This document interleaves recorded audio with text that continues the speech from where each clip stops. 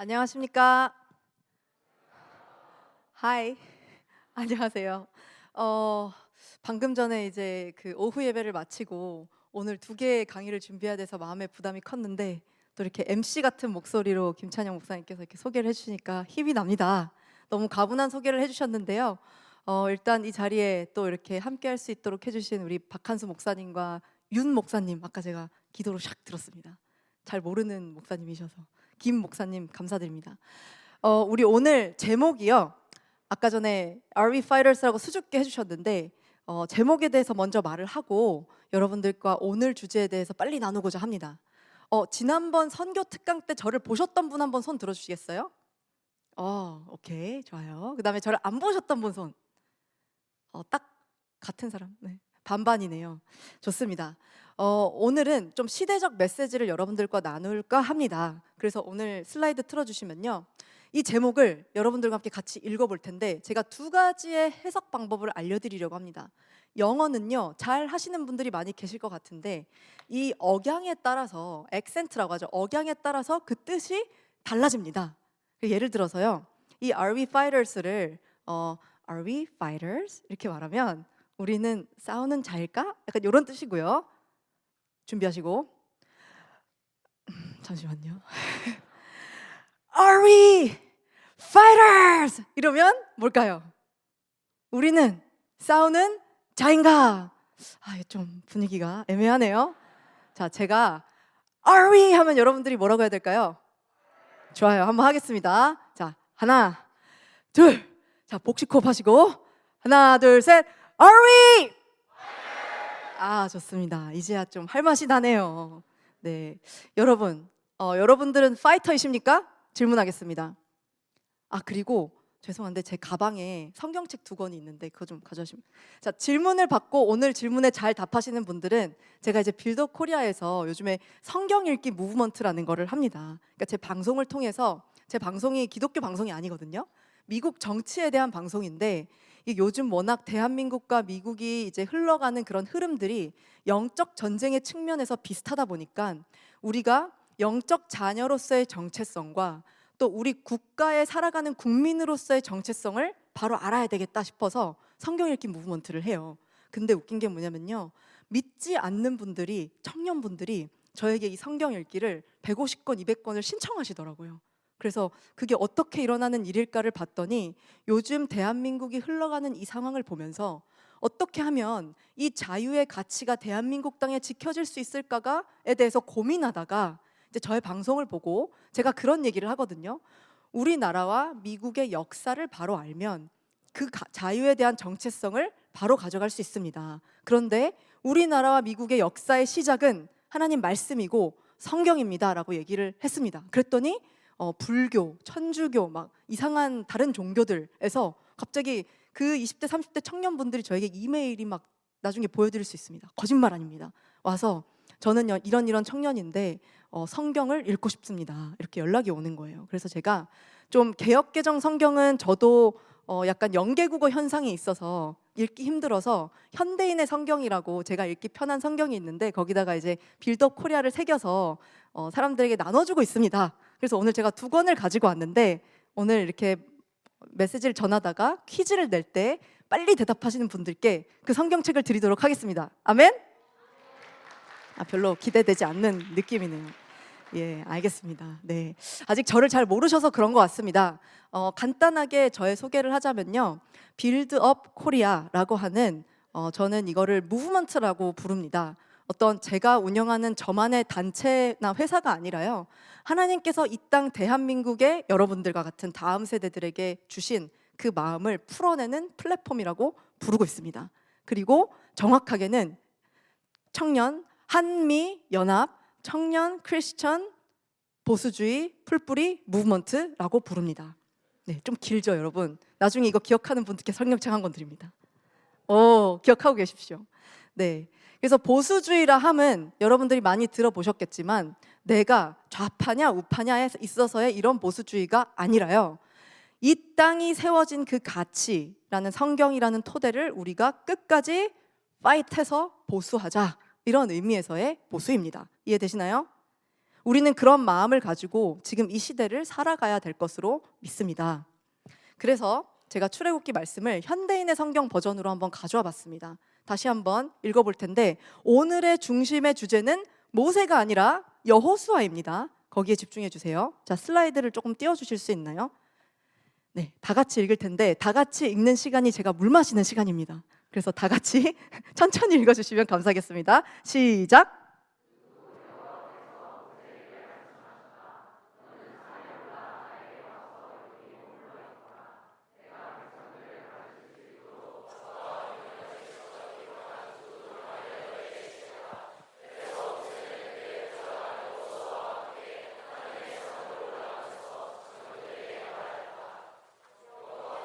마치 사람이 자기 친구에게 말하듯이 모세와 대면하여 말씀하셨다.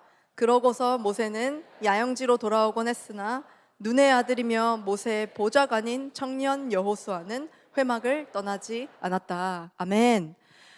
제가 오늘 이 강의를 준비하면서 여러분들을 위해서 기도를 하는데요, 하나님께서 이 여호수아에 대한 이야기를 제 마음에 떠올려 주셨습니다. 모세의 뒤를 이었던 여호수아. 그래서 오랜 시간 동안 모세를 리더로 섬기면서 하나님의 괴가 있었던 회막을 떠나지 않을 만큼 굉장히 성실하고 매사에 최선을 다하고 충성된 자 여호수아. 그리고 그 여호수아가 가나안 땅으로 나아갔습니다. 여러분들은 이 시대에 가나안 땅으로 나아갈 여호수아 세대라고 생각합니다. 그리고 우리에게 주어진 가나안 땅은 어디일까? 각자마다 비전과 부르심에 따라 다르게 해석할 수도 있겠지만, 저는 국가적인 측면에서는 북한이라고 생각합니다. 우리 대한민국의 국민 청년으로서 당연스럽게 내가 부르심과 사명을 가지고 품어야 할 곳이 바로 북한이고, 북한 동포들의 자유이자 해방입니다. 우리는 그리스도인이기 때문이죠. 그래서 오늘은요, 이 시대의 여호수아로서 여러분들이 어떻게 이 세상과 싸워서 가나안 땅을 정복할 수 있을지 함께 얘기해 보면 좋겠습니다. 기대되십니까? 네. 자, 그러면 퀴즈를 하나 또 내겠습니다. 이거는 뭐 선물 드리는 퀴즈는 아닙니다. 자, 여기 보이는 이 아이가 굉장히 유명한 아이입니다. 누군지 아시는 분은 손을 들어 주십시오. 손 들어서 말씀해 주시면 제가 성경책 드리겠습니다. 이럴 때 드려야 되지 않겠습니까? 손 담대하게 하십시오. 네. 트럼프? 좋은 시도였으나 땡입니다. 자, 3초만 드리고 넘어갑니다. 3, 2, 1. 오케이. 미국 아이입니다. 죄송합니다. 자, 그러면 비슷하게 여기서는 제가 성경책을 드려야 되겠죠. 손을 빨리 드셔야 됩니다. 여기 보이는 이 아이가 누워있는 곳은 어딜까요? 네, 저기. 좋습니다. 자, 성경책 이따가 저기 드려주세요. 네, 좋습니다. 감사합니다. 네, 미국스럽죠, 여러분? 행복해 보이나요, 이 아이가? 좋습니다. 자, 맞습니다, 여러분. 제가 통계를 하나 보여드릴게요. 지금 이 행복해 보이는 아이가 왜 행복할까요? 미국이라는 나라가, 대한민국도 마찬가지입니다, 굉장히 자유로운 체제 속에서 번성과 번영을 누리면서 먹고 싶은 것도 먹고 가족들과 화목하게 살아갈 수 있는 그런 환경입니다. 그래서 이 아이가 이렇게 행복하게 보인다고 저는 생각을 해요. 그런데요, 지금 전 세계에 수많은 몇백 개 국가가 있죠.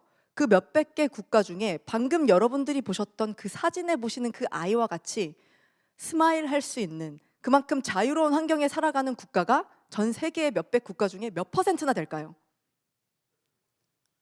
예, 맞습니다. 14.1%입니다. 눈이 좋으시네요. 자, 그리고 답이 나와 있겠지만 반대로 억압과 독재와 어떤 식의 탄압 가운데 살아가는 나라의 퍼센티지는 몇 퍼센트일까요? 네, 여러분들은 이 통계에 대해서 어떻게 생각하십니까? 이 통계가 좀 이렇게 뒤바뀌어야 된다라고 생각이 드십니까? 아멘? 네, 좋습니다. 그리고 또 하나의 통계를 제가 알려드릴 텐데요, 전 세계에 살았던 모든 수천 년간 살았던 인구들이 있다고 쳐요. 그럼 그 인구 중에 지금 아까 전에 보셨던 그 어린아이와 같은 자유를 누리고 살아가는 사람의 퍼센티지는, 아까 제가 오이예배 때 했었는데 오이예배 때 계셨던 분, 오케이, 몇 퍼센트일까요? 전 세계 몇천 년간 살았던 인구가 있다고 칩시다. 몇 조가 되려나요? 잘 모르겠지만 그 수많은 인구 중에서 지금 우리가 누리고 있는 이 자유민주주의 체제 안에서의 이 자유를 누리며 살아가는 사람들의 퍼센테이지는 현재까지 합쳐서 몇 프로일까요? 네, 3.8%입니다. 오늘 그 이유를 제가 알려드리도록 하겠습니다. 역사적으로요, 미국이 건국된 연도는 1776년입니다. 그러니까 미국의 건국 이후에 태어난 사람들 중에 미국과 동일한 자유민주주의 체제를 도입한 국가들에 거주했던 사람들만 최고의 자유를 누리고 있다 해서 이 퍼센티지가 나온 것입니다. 그러니까는 이 자유국가의 어떤 시스템이 생겨난 것 자체가 굉장히 최근 일이라고 할 수가 있습니다. 1700년대부터 그때부터 카운트가 되는 거예요. 그래서 지금 전 세계는요, 자유와 자유가 아닌 곳, 전 세계에는 이렇게 보이지 않는 전쟁 가운데 놓여 있습니다. 물론 곳곳에서 군사적인 전쟁들도 일어납니다. 다양한 국가에서요. 그런데 대부분의 자유 국가에서는 그런 군사적인 물리적 전쟁보다도 훨씬 더 강력한 영적, 이념적 전쟁들이 펼쳐지고 있습니다. 그리고 저는 그 중에 하나가 우리 대한민국이라고 생각을 합니다. 대한민국뿐만 이걸 거치는 게 아니라요, 전 세계 이 자유라는 이 가치를 누리고 있는 모든 국가들이 동일한 영적 전쟁을 거친다고 보면 되겠습니다. 그리고 그 이유가 있습니다. 그래서 그 이전에 제가 이 두 가지의 개념을 여러분들께 좀 설명을 해드리고자 합니다. 저기 보시는 이 소셜리즘이라고 적혀 있는 단어는 해석하면 뭐죠? 사회주의입니다. 사회주의, 공산주의, 중국, 북한 이런 나라들이 가지고 있는 체제겠죠. 자, 그리고 옆에 캐피털리즘이라고 적혀 있는 건 뭐죠? 자본주의입니다. 여기서 굉장히 논란이 많아요. 어떤 것이 더 성경적일까요? 아시는 분? 자본주의다 손 위로, 사회주의다 위로.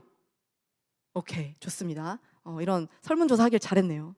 네, 지금 저의 강의를 오늘 끝까지 들으시고도 여러분들의 생각이 같으신지를 확인하고 저의 역량을 평가하도록 하겠습니다. 농담이고요. 네, 제가 존경하는 목사님 중에 고성준 목사님이라는 분이 계세요. 수원 하나교회에 계신데 그 목사님께서 이런 말씀을 하셨습니다. 이 두 체제와 이념에는 각기 다른 냄새가 난다. 자본주의의 냄새는 타락한 인간의 냄새다.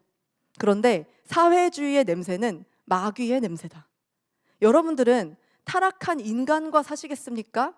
마귀와 사시겠습니까? 골라주세요. 어렵죠. 그래서 제가 쉽게 설명을 해드릴게요. 자, 여성분들, 제가 여성이니까 여러분들이 무인도에 떨어졌습니다.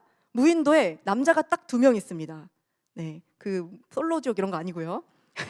하나님이 감동을 주십니다. 저 중에 1명을 골라서 무조건 결혼해서 자녀를 낳아라. 그런데 그 남자 2명의 차이가 있어요. 한 남자는요, 나에게 내가 모든 걸 다 해줘요. 다 베풀어주고 사냥도 해주고 먹을 것도 다 해주고 해달라는 거 다 해주는데 딱 하나 조건을 둡니다. 집 안에만 있어라. 텐트 안에만 있어라. 그리고 다른 데는 나갈 수 없다. 이렇게 통제를 합니다. 자, 또 다른 1명은요, 나에게 일을 같이 하자고 해요. 너는 과일을 따와, 나는 사냥하러 갔다 올게. 그리고 자유롭게 나가서 원숭이 친구도 만나고 바나나도 같이 따먹고 그러고 와. 그렇게 대신 나를 배신하지만은 마. 이렇게 말하는 남자. 자, 2 남자 중에 어떤 남자를 선택하시겠습니까? 우리 자매님들. 전자요? 네, 좀 집착을 원하시는 자매님들도 있는 걸 압니다. 하지만 비유가 완벽하진 않지만 맞습니다. 후자를 선택하는 게 결국에는 롱텀 좋을 것입니다. 네, 그 이유도 알려드리도록 하겠습니다. 아무튼 이 세상은요, 사실은 2 가지 시스템 중에 하나로 돌아가게 됩니다. 이 차이가 뭐냐면요, 사회주의, 인간이 기준이 되는 시스템입니다. 자본주의, 하나님이 기준이 되는 시스템 안에 나온 체제입니다. 물론 하나님이 기준이 된다고 해서 완벽하지 않아요. 왜냐하면 이 모든 시스템을 이끄는 사람들은 죄성을 가진 인간들이기 때문에 언제든지 인간의 하나님께서 주신 자유의지의 선택으로 인해서 2 체제 모두 타락할 수 있습니다. 그래서 아까 자본주의에도 타락한 인간의 냄새가 난다라고 했던 거예요. 그러나 시작점이 다르다는 거예요. 일단은 사회주의 자체는 인간이 신이 되고 인간이 기준이 되는 인본주의적 개념에서 시작이 되는 거고, 자본주의, 자유시장 경제 시스템, 자본주의는 어떻게든 하나님께서 우리에게 보장해 주신 내 사유재산이라고 할게요. 개인의 소유를 인정하는 그런 시스템이라고 할 수가 있습니다. 네, 그래서 여기서 나오는 자본주의와 또 그런 자본주의를 담는 자유민주주의 공화국이라는 체제는 미국이라는 나라에서 처음 본격화가 되고 정책화가 되었습니다. 그래서 자본주의 아래서 비교적 다른 체제들과 비교했을 때 하나님 아래서 인간이 누릴 수 있는 자유가 굉장히 더 넓었습니다. 많았습니다. 그래서 아까 전에 제가 통계를 말씀드릴 때 전 세계의 모든 인구를 통틀어서 지금까지 살았던 3.8% 미국이 건국되고 나서 살았던 미국 사람, 대한민국 사람, 자유국가의 사람들만 진짜 자유를 누린 사람들이다라고 통계가 나왔다는 겁니다. 여러분, 미국이라는 나라는요, 예배의 자유, 표현의 자유, 또 내가 무언가를 소유하고 내 재산을 가질 수 있는 자유를 갈망하던 당시 영국과 유럽에 있던 청교도인들이 새로운 땅을 밟으면서 그 기초를 다지게 되었습니다. 여기까지 역사 시간에 배우셨나요, 여러분? 네? 아니요? 대답해 주세요. 네, 좋습니다. 그래서 자유를 찾아서 그 청교도인들이 유럽 땅에서 미국이라는 대륙으로 갔습니다. 왜 갔냐면 유럽 땅에서는 체제가 뭐였어요? 당시에 왕정 체제였습니다. 왕이 백성을 이끌고 백성들은 인간의 왕을 섬기지, 만약에 예수님이 나의 왕이십니다 외치면 핍박받고 억압받고 규제받을 수 있는 상황이었다는 거예요. 그래서 백성들이 하나님을 섬기고 예수님을 왕으로 섬기기 시작하다 보니 인간의 왕과 하나님을 동시에 섬길 수 없다는 것을 알게 됩니다. 그래서 이 사람들이 나는 좀 예배를 자유롭게 드리면서 나의 왕이신 예수 그리스도를 섬길 수 있는 자유한 땅으로 가야 되겠다라고 결심해서 간 땅이 바로 미국 대륙이라는 뜻입니다. 그런데 여기 보시면 아시겠지만 미국이라는 나라는요, 그 정체성 자체가 자유국가인데 피 흘림으로 이루어진 자유국가입니다. 그래서 제가 그 4가지 증거를 살짝만 짚고 역사 공부를 하고 넘어가도록 하겠습니다. 청교도인들이 미국 대륙으로 넘어왔던 그때가 17세기, 16세기 그 무렵에요. 배를 타고 넘어왔습니다. 유럽에서 미국까지 배를 타고 며칠이 걸렸을까요?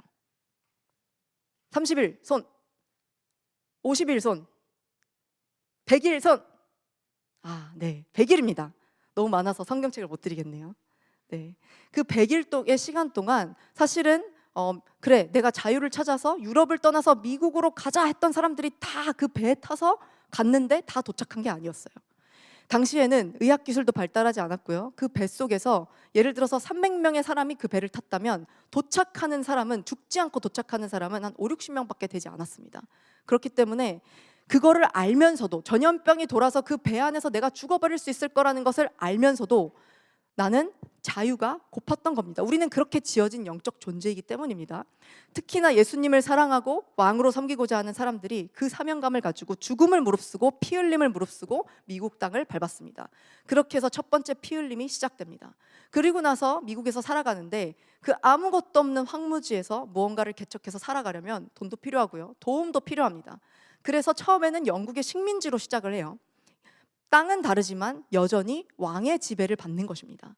그러니까 한 100년 정도 이 개척민들이 이 땅에서 땅은 다르지만 영국 왕을 여전히 왕으로 섬기면서 살아가다 보니까 세금도 내야 되고 예배의 자유도 생각했던 것만큼 얻지 못하는 것을 느끼고 다시 한번 결심을 하게 됩니다.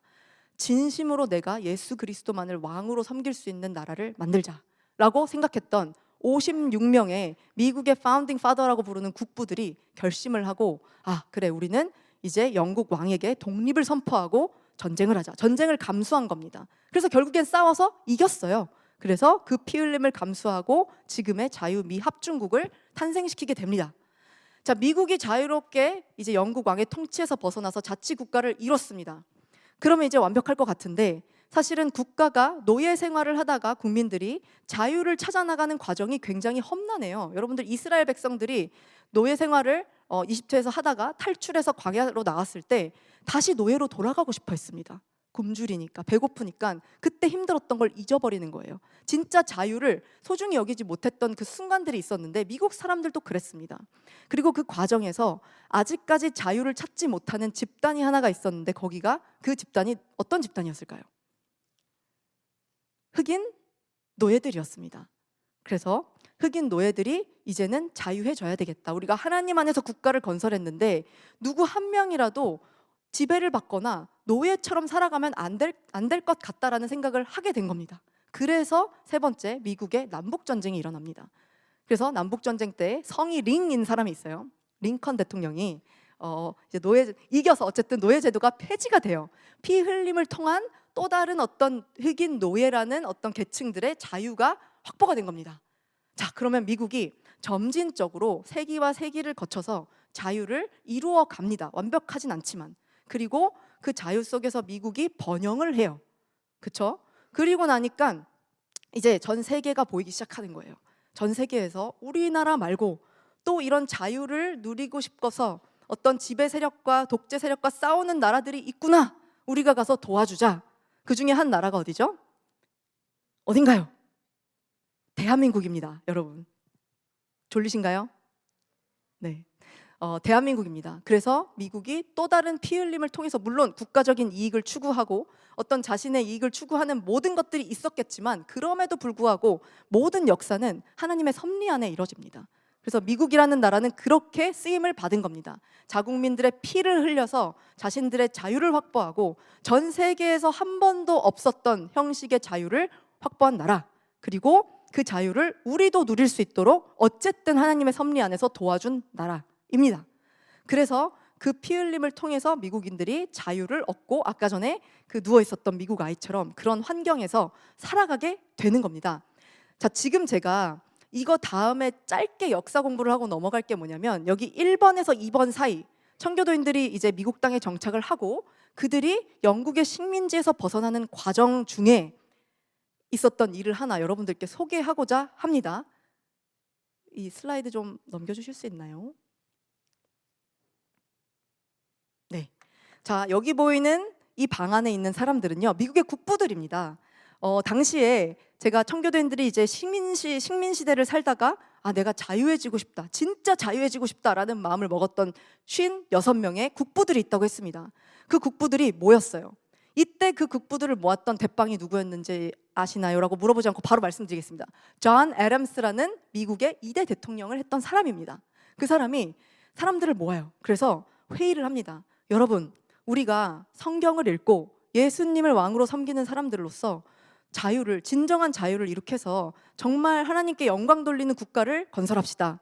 근데 그렇게 하려면 우리가 지금 우리를 지배하고 있는 영국의 왕한테 편지를 써야 되겠습니다. 그 편지를 보내서 더 이상은 우리는 당신네와 함께 결합해 있지 않겠습니다라고 선포를 해야 되겠습니다 라고 존 애덤스가 말을 합니다.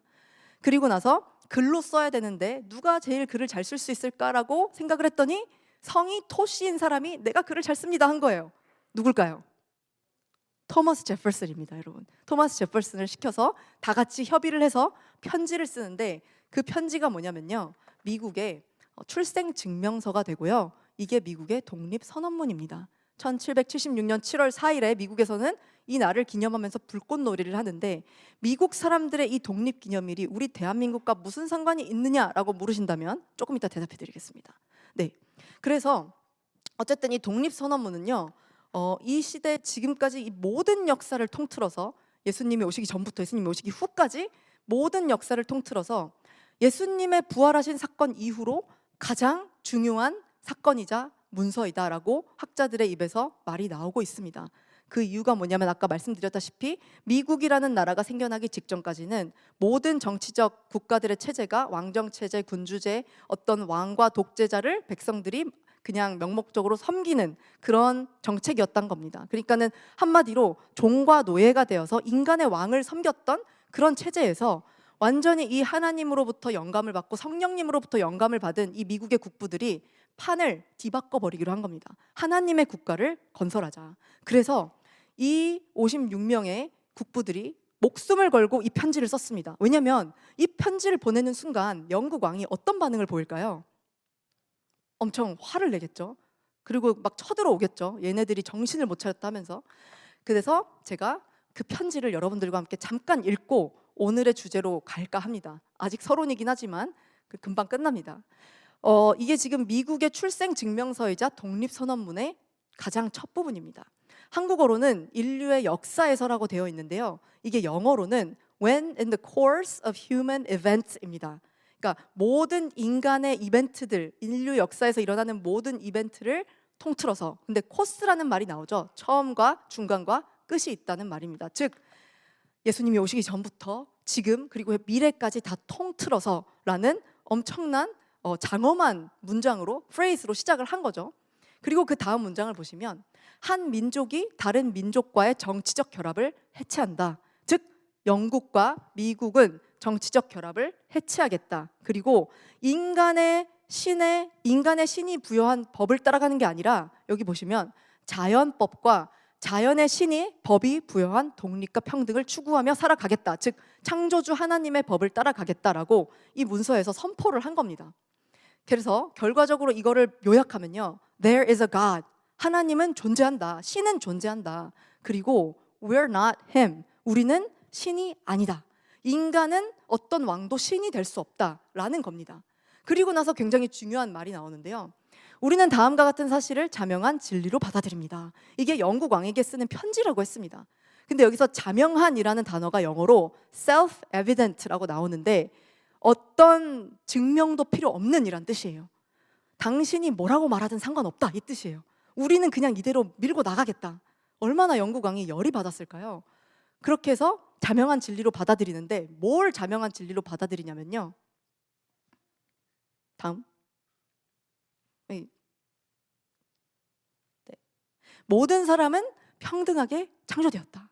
요즘 좀 이렇게 인본주의적 정책을 펼치는 사람들이 이 평등이라는 단어를 좀 다른 식으로 이해를 합니다. 예를 들어서 인종 간의 평등, 뭐 백인과 흑인 간의 평등, 여성과 남성 간의 평등, 그리고 성소수자와 아닌 사람들의 평등, 이런 식으로 계급을 굳이 지배자와 피지배자로 나눠요. 근데 지금 모든 역사적인 문서는 그 역사적인 컨텍스트를 통해서 바라봐야 되는데, 미국의 독립선언문에서 미국의 국부들이 미국이라는 나라를 성경을 기반으로 만들 때 썼던 이 평등은요, 하나님 안에서 우리 모두는 평등하다입니다. 하나님이라는 그 왕 아래에서 인간의 뭐 왕이나 대통령이나 아니면은 일반 시민인 우리들이나 동등한 사람이라는 겁니다. 신기하죠? 그 당시에는 굉장히 판을 뒤엎는 이야기였을 것입니다. 그리고 나서 이런 얘기를 합니다. 창조주 하나님이 몇 개의 양도할 수 없는 권리를 우리 인간에게 부여했다. 그게 생명, 자유, 행복 추구의 권리가 있다. 이 문구는요, 미국에서 지금은 좀 역사의 왜곡 때문에 많이 멀어져 있지만 한 10년 전까지만 해도 미국의 공립학교를 다니는 모든 학생들은 이 독립선언문을 성경 구절처럼 외우고 다녔습니다. 그렇게 해야만 우리나라의 정체성을 제대로 알 수 있다라고 하는 이제 미국의 어떤 국부들의 마음을 담은 것이었죠. 그래서 생명, 자유, 행복 추구의 권리가 있는데 이것은 하나님께서 우리에게 주신 것이기 때문에 아무에게도 양도할 수 없다라는 선포를 한 겁니다. 이게 무슨 뜻이냐면요, 정부가, 정치인들이, 어떤 정책가들이 감히 창조주가 우리에게 주신 생명과 자유에 대해서 왈가왈부할 수 없다, 통제할 수 없다, 이래라 저래라 할 수 없다, 낙태하라 하지 마라 할 수 없다, 이 얘기를 하는 겁니다.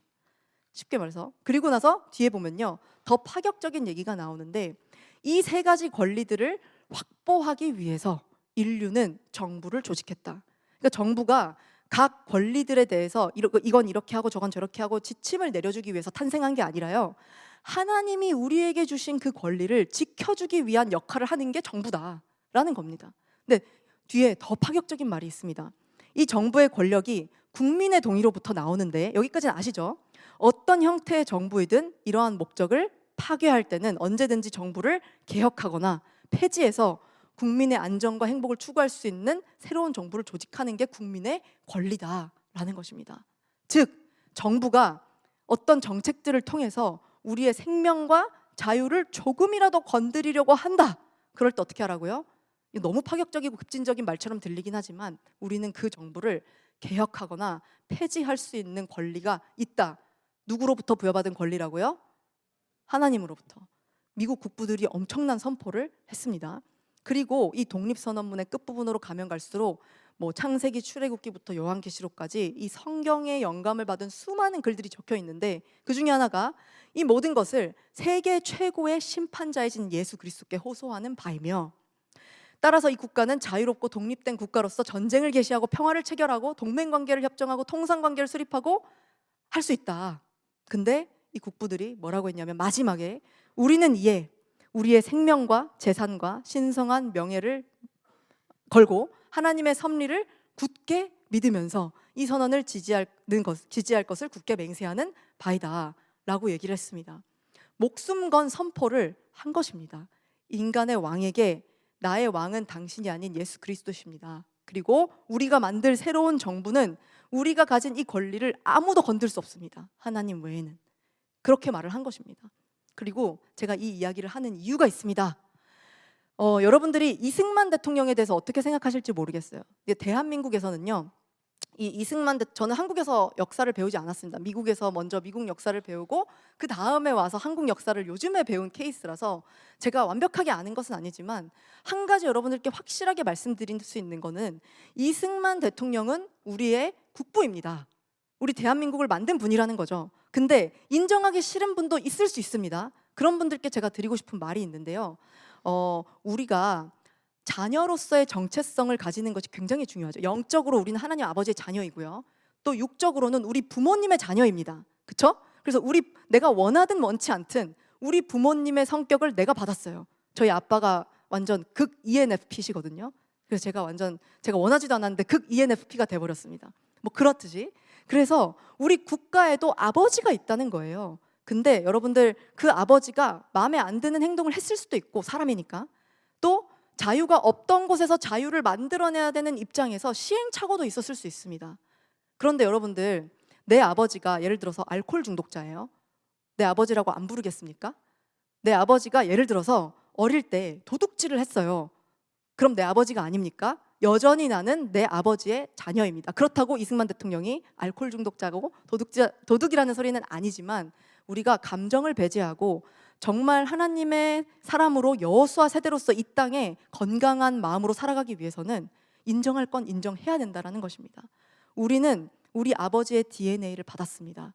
이승만 대통령은 우리의 일대 대통령이고 우리의 아버지이고 우리나라의 이 자유라는 가치를 처음 소개했던 사람이에요. 근데 그 증거가 어디 적혀 있냐면요, 이승만 대통령이 감옥에 갇혀 있을 때 이제 독립정신이라는 책을 썼습니다. 이거 읽어보신 분 계신가요? 오, 한 분? 네, 한 분께 나머지 성경책을 드리도록 하겠습니다. 아까 손 들어주신 분 저기.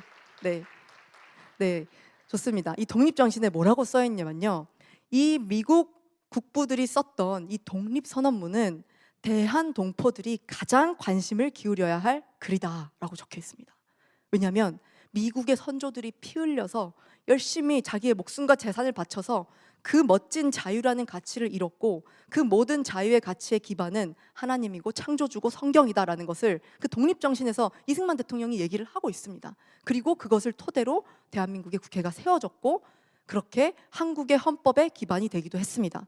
그렇기 때문에 미국의 독립선언문을 제대로 아는 것은 결국에는 이것을 본 대한민국의 아버지가 이걸 우리나라에도 그대로 이식했기 때문에 우리가 이것을 알면 우리나라도 정말 위대한 가치 위에 세워진 나라이구나라는 정체성을 바로 팍 하고 받을 수 있다는 겁니다. 여기까지 이해되시나요, 여러분?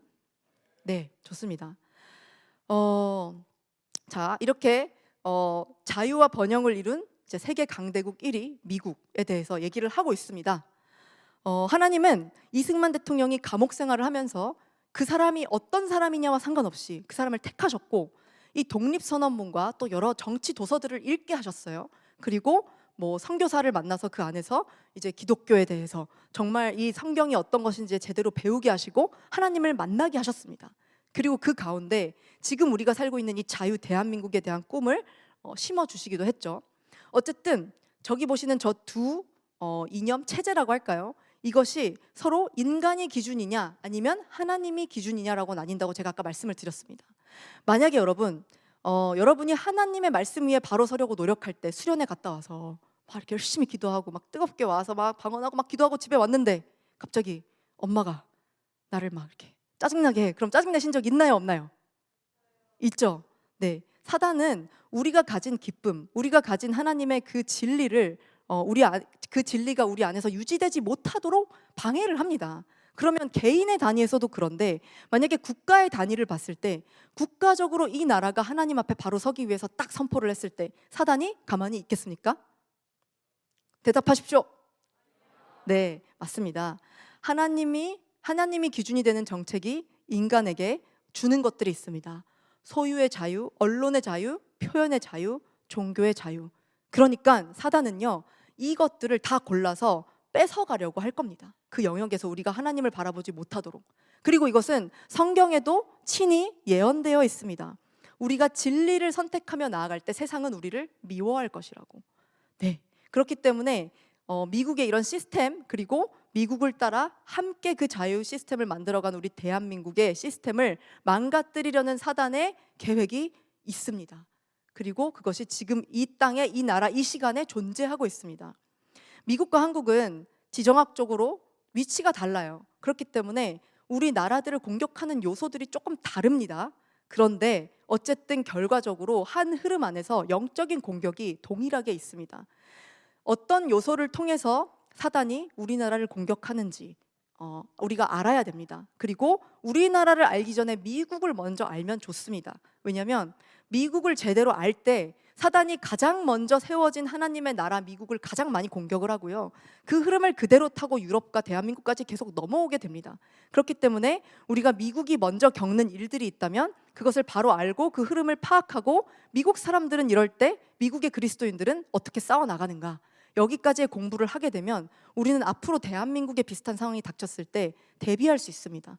그래서 오늘은 제가 여호수아가 마침 모세 옆에 붙어 있으면서 무엇을 위해 내가 싸워야 하고 무엇과 전쟁해야 하고 어떻게 해야 되는지를 분명히 배웠을 것입니다. 아까 말씀해 보시면 현대인의 성경에 보좌관이라고 했습니다. 여호수아는 모세의 보좌관이었습니다. 우리 옆에 모세 같은 사람이 있는 건 아니지만 우리도 과거에 우리의 선조들이자 하나님의 사람들이 이루었던 것들, 그런 것들을 옆에서 샅샅이 공부하고 또 무엇이 역사적으로 하나님의 말씀을 무너뜨렸는지를 공부해야 할 줄 믿습니다. 네, 그래서 이제는 좀 역사에서 넘어가서 실제적인 얘기를 해볼까 합니다. 자, 사단이 우리를 공격하는 요소 첫 번째, 우리가 누리는 자유를 못 누리게 하는 그 과정에서 공격을 하는 첫 번째 타겟이 있습니다. 바로 언론입니다. 미국과 한국과 전 세계가 동일합니다. 하나님이 중심이 되는 자유국가에 존재하는 98%의 언론사들이 인간과 자본을 우상처럼 섬기는 자들에 의해서 소유되고 있습니다. 여기 보시는 것은 미국의 언론 지형도인데요. 여러분들이 주로 아시는 언론사들이 주로 어느 쪽에 있나요? 이거는 약간 정치적 지형도로 나눠놓은 겁니다. 어느 쪽에 있습니까?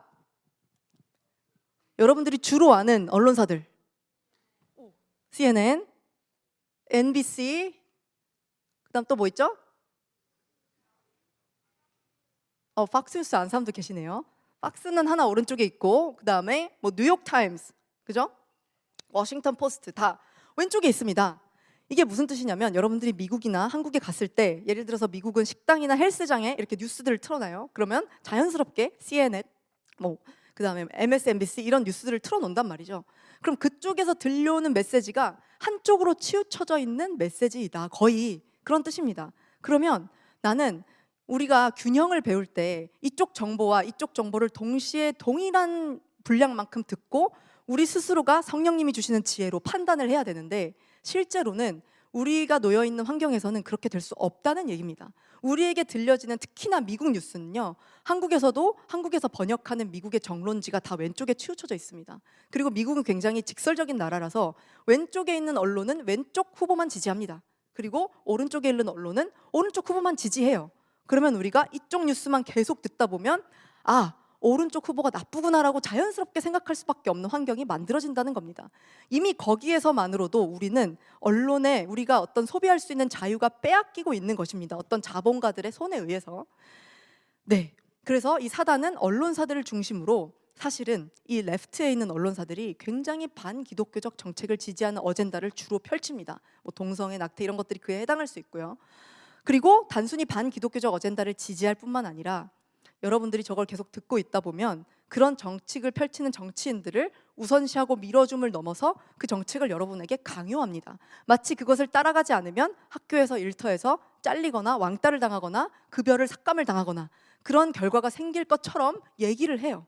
그렇기 때문에 미국의 언론사가 굉장히 신뢰를 받지 못하고 있는 상황 속에 있습니다. 근데 왜 저런 현상이 나타나는 걸까요? 우선 저 언론사들을 소유하고 있는 거대한 여러분들이 잘 모르는 거대 단체가 있습니다. 마치 이 자산운용사인데요. 여러분들이 잘 들어보셨을지 모르겠어요. 블랙락이라고 하는 자산운용사입니다. 이 회사의 대표는요, 굉장히 급진적으로 반기독교적인 성향을 가진 사람입니다. 여러분도 아시다시피 회사의 대표나 회장이 오너가 가지고 있는 사상이 그 회사에 투영이 됩니다. 왜냐하면 그가 자본을 가졌기 때문에 힘과 권력이 있거든요. 그래서 그 블랙락이라는 자산 운용사가 사실은 아까 보셨던 레프트나 뭐 라이트도 상관없이 있는 모든 언론사를 부분적으로 다 소유하고 있습니다. 그러니까 굉장히 공평하지 않겠죠. 한 회사가 이걸 소유하고 있다는 것이. 그리고 급진적인 젠더 사상과 급진적인 인종 원리를 그 블랙락이라는 사내에서 펼칠 뿐만이 아니라 세계 최대의 자산 운용사이기 때문에 그들이 투자하는 모든 회사들에 이 사상을 주입시킵니다. 그리고 여기서 더 심각한 거는요, 그들이 주입하려고 하는 그 사상을 동의하지 않거나 어길 시에는 만약에 그들의 직원이면 월급을 주지 않거나 잘라버립니다. 그리고 만약에 그들이 투자하는 회사면 투자금을 회수해버립니다.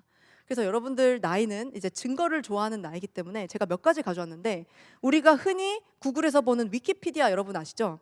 위키피디아도 굉장히 반기독교적인 어젠다를 가진 언론이라고 합니다. 왜냐하면 너무나도 많은 사람들이 이곳에서 정보를 얻기 때문에. 근데 글씨가 작아서 다 보이진 않겠지만 위키피디아, 뭐 팍스도 마찬가지입니다. 그리고 CNN, 뭐 NBC, CBS 이런 미국의 대표적인 우리가 알고 있는 언론사들이 다 블랙락이나 밴가드라고 하는 굉장히 자본을 가진, 이제 우리가 하나님과 우상을 동시에 섬길 수 없듯이 자본을 가진 사람들은 이게 만몬의 영이 정말 강해서 그런지 몰라도 하나님을 섬기지 않는 경우가 많아요. 그렇기 때문에 하나님을 섬기느냐 아니면 내가 신이라고 생각하거나 둘 중에 하나로 가는 겁니다. 그래서 이 블랙락이라는 회사가 결국에는 미국의 이 언론사들뿐만 아니라요, 우리가 소비하는 뭐 고기 회사, 그 다음에 수많은 우리가 알고 있는 회사들을 다 소유하고 있습니다. 그리고 그 회사들에 각기 영향을 미치는데 그 영향이 뭐냐면 굉장히 반기독교적인 영향을 미치고 있다. 그래서 제가 영상을 하나 준비했는데 한번 이 영상을 먼저 같이 보실게요. You now make a point of that's an investment criteria for you. Well, behaviors are going to have to change, and this is one thing we're asking companies. You have to force behaviors, and at BlackRock we are forcing behaviors. 54% of the incoming class are women. We added 4 more points in terms of diverse employment this year. And what we're doing internally is if you don't achieve these levels of impact, your compensation could be impacted, okay? We're doing the same thing. And so it's just, you have to force behaviors. And if you don't force behaviors, whether it's gender or race or just any way you want to say the composition of your team, you're going to be impacted. And that's just not recruiting, it is development, as Ken said. And ultimately, it's still going to take time, but I am just as much shocked as Ken is that we have not seen more opportunities. We're going to have to force change. 네, 굉장히 무서운 음악이 나오네요. 이거를 보고 이런 질문을 하는 사람도 있을 거라고 생각해요. 하나님이 그렇게 전지전능하신 분이면 왜 이런 사람들이 자본을 잡고 전 세계를 움직이면서 반성경적인 운동을 펼치고 있는 것입니까? 라고 묻는 사람도 제 주변에 있었습니다. 근데 그때 저는 대답을 믿지 않는 분이었기 때문에 할 수 없다가 결국에는 답을 찾게 됐습니다. 왜 그러냐면 그리스도인들이 세상에서 빛을 내지 못하기 때문이다 라고 밖에 대답할 수가 없었습니다. 여기서 이 블랙락의 리더가 얘기를 합니다. 자기가 추구하는 다양성 정책을 도입하지 않을 경우 월급을 줄이겠다. 근데 이 다양성 정책이라는 게요, 겉으로 듣기에는 굉장히 좋아 보입니다, 여러분. 인권도 마찬가지고 환경도 마찬가지고 평등이라는 단어도 다 마찬가지예요.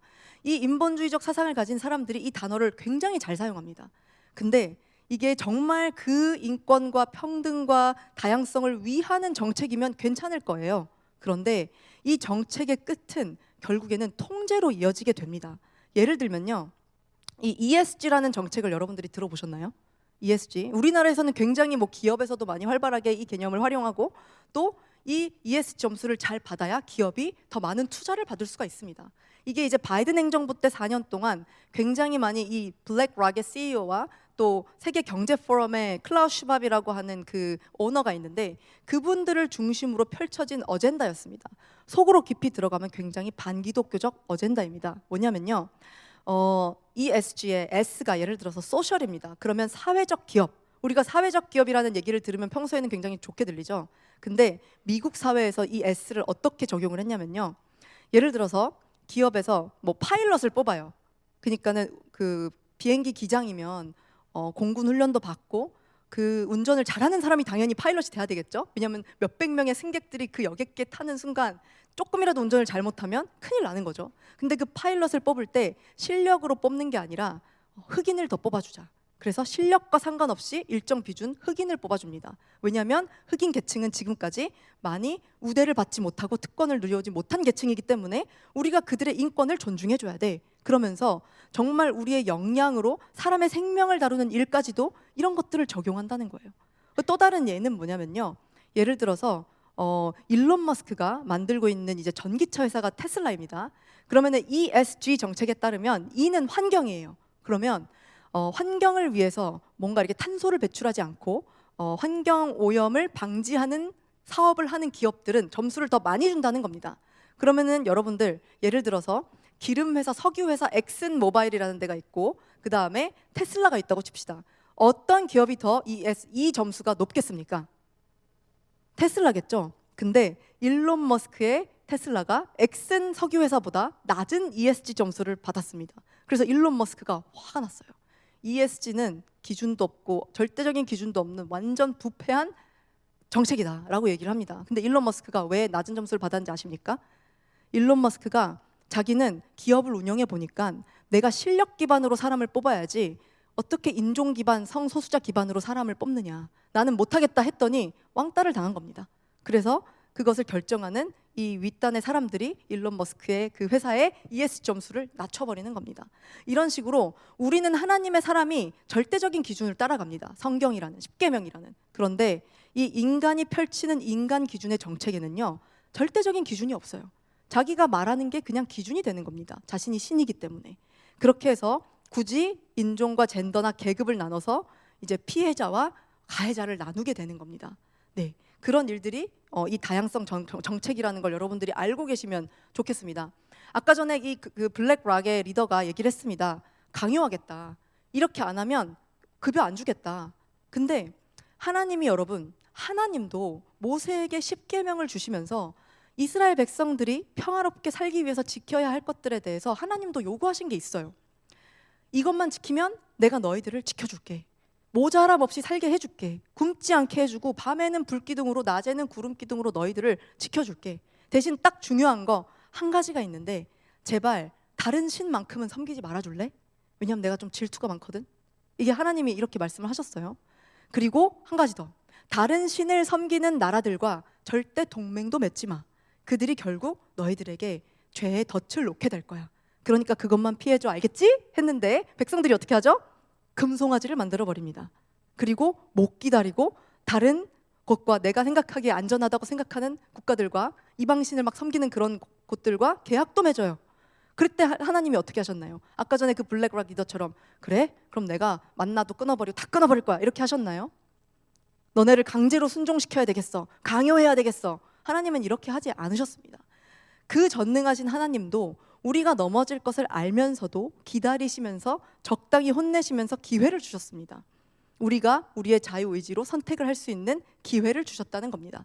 이게 하나님의 기준이라는 것입니다. 그래서 하나님을 사랑하는 사람은요, 그리고 하나님을 사랑하는 리더, 정치인, CEO들은 인간을 통제하지 않습니다. 오직 자신이 하나님인 줄 아는 사람들만 자신의 기준으로 인간을 통제한다고 보면 되겠습니다. 그래서 이 언론의 통제가 결국에는 2020년, 4년, 5년 전 대선 때 소셜미디어까지 확장됐습니다. 이 언론을 통제하기 시작했어요. 이 인본주의적 사상을 가진 세력들이 예를 들어서 언론을 통해서 좀 크리스천적인 메시지가 울려 퍼진다. 그들과 반대되는 목소리가 나온다. 그러면 검열을 하기 시작했고 그것의 첫 주자가 트위터였습니다. 그래서 보다 못한 일론 머스크가 정의감에 나는 언론은 균형 잡힌 역할을 해야 되는 게 언론이고 양쪽의 소식이 다 들릴 수 있는 게 언론이지 한쪽에서 한쪽을 검열하는 건 언론이 아니다라고 하면서 트위터를 샀고 X로 바꿔버렸습니다. 그리고 미국의 특정 자산가들이나 특정 정부 인사들이 언론을 통제하지 못하게 만들어 버렸습니다. 그리고 이 언론의 통제와 검열은 유튜브에까지 이어졌는데요. 이거는 제가 직접 캡처한 저의 유튜브 커뮤니티 가이드라인 그 라인입니다. 여기 보시면 유튜브 가이드라인을 제가 유튜브를 하니까 정확한 지침을 줘요. 통제를 해요. 어떻게 통제하냐면 예를 들어서 이런 얘기를 할 경우에 너의 영상은 삭제될 것입니다 라고 하고 진짜 그 얘기를 하면 알고리즘으로 잡아서 그 영상을 삭제시켜 버립니다. 그래서 제 영상 중에 하나가 3년 전에 삭제를 당했습니다. 그런데 저는 사실은 음모론 뭐 이런 거 별로 안 좋아하거든요. 뭔가 이렇게 증거가 나와 있지 않은 것들을 이렇게 팩트로 받아들이지 않아요. 근데 그렇기 때문에 더욱더 그런 방송을 하지 않는데도 제 영상이 갑자기 삭제가 됐습니다. 그리고 왜 삭제됐는지 이유를 줬습니다. 근데 그 이유가 뭐였냐면요. 여기 보시면 백신 효과 부분에 백신을 접종해도 코로나 때입니다. 질병에 감염될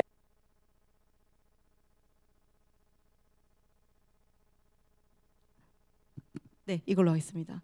네, 백신을 접종해도 질병에 감염될 위험이 줄지 않는다는 주장.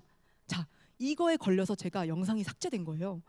이게 어떻게 된 거냐면 저는 한국과 미국을 계속 오가기 때문에 무조건 그 공항을 통과하려면 백신을 맞았어야 됐습니다. 사실 백신이 나온 지 얼마 되지도 않았고 보통 백신이 그 모든 과정과 테스팅을 거쳐서 승인이 나려면 보통은 10년 이상의 시간이 걸려요. 근데 코로나 백신은 너무 짧은 시간에 통과됐기 때문에 저의 개인의 자유, 생명과 자유 그런 것들을 어떻게 활용해서 나는 맞지 않고 싶다라는 생각을 했었지만 어쩔 수 없이 맞았어요. 그런데 그리고 맞고 나서 코로나가 3번이 걸렸습니다. 그래서 제가 방송에서 백신을 맞았는데 제가 방송 시간을 못 지켜서 코로나가 걸렸습니다. 이 말을 했어요. 그랬더니 그 말을 잡아서 영상을 삭제시켜 버린 겁니다. 왜 그랬을까요? 백신을 많이 맞을수록 돈을 많이 버는 주체가 어딜까요, 여러분? 제약회사입니다. 그래서 저는 처음에는 이렇게까지 심한 줄 몰랐는데 그런 제약회사 카르텔들이 실제로 존재한다는 것을 지난 4년 동안 미국을 보면서 이 검열을 통해서 알게 됐어요. 도대체 뭐가 두렵길래 저 메시지를 막지? 정말 진실이라면 진실을 두려워하지 않는 이상 저 메시지를 굳이 삭제해버릴 필요가 없잖아요. 내가 솔직하면.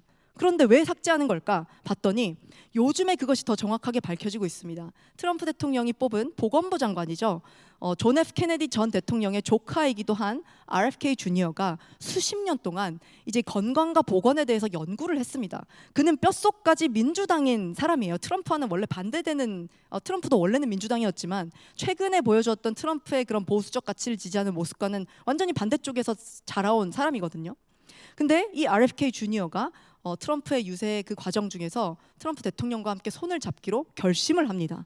근데 그 이유가 뭐였냐면 바로 이것 때문이었어요. 한번 보실게요.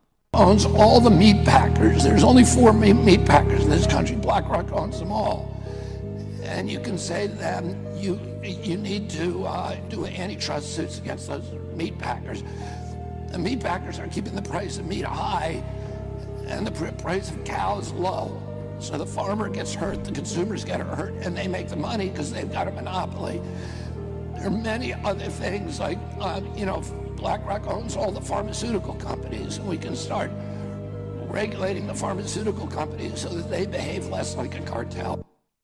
네, 아까 전에 말했던 블랙락 얘기가 또 나옵니다. 이 블랙락이라는 자산운용사가 사실은 우리 삶에 영향을 미치는 그 모든 기업들을 부분적으로 다 소유하고 있대요. 그런데 이들이 카르텔처럼 그들의 자본을 이용해서 로비를 하고 국민들이 어떻게 하면 안전한 제품을 사용할 수 있을까? 아니면 안전한 식품을 먹을 수 있을까를 고민하는 게 아니라 어떻게 하면 본인들의 자본이 더 불려질 수 있고 그 자본을 통해서 자신들이 원하는 그 사상과 어젠다가 전달될 수 있을까? 이것에 집중을 한다라는 겁니다. 그래서 이 방금 전에 나오는 이 RFK 주니어가 했던 이 식품 카르텔도요. 지금 미국 내에서 어마어마하게 이슈가 되고 있는 부분이에요. 식품 개혁이 미국에서 일어나고 있습니다. 여러분들이 좋아하는 그 켈로그 시리얼 아시죠? 켈로그 시리얼 그리고 코카콜라 이런 회사들이요. 이 카르텔에 속해 있는 그 로비 속에 속해 있다는 것이 이 RFK 주니어를 통해서 밝혀졌습니다. 근데 어떤 로비냐면요.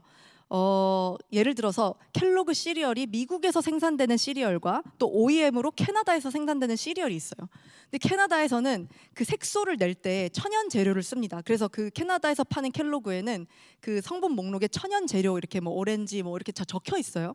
그런데 미국에서 파는 켈로그 그 시리얼은 같은 제품인데 재료가 달라요. 모든 천연 재료를 다 제외시켜 버리고 인공 착향료만 집어넣더라고요. 그래서 이제 RFK 주니어가 왜 그랬을까?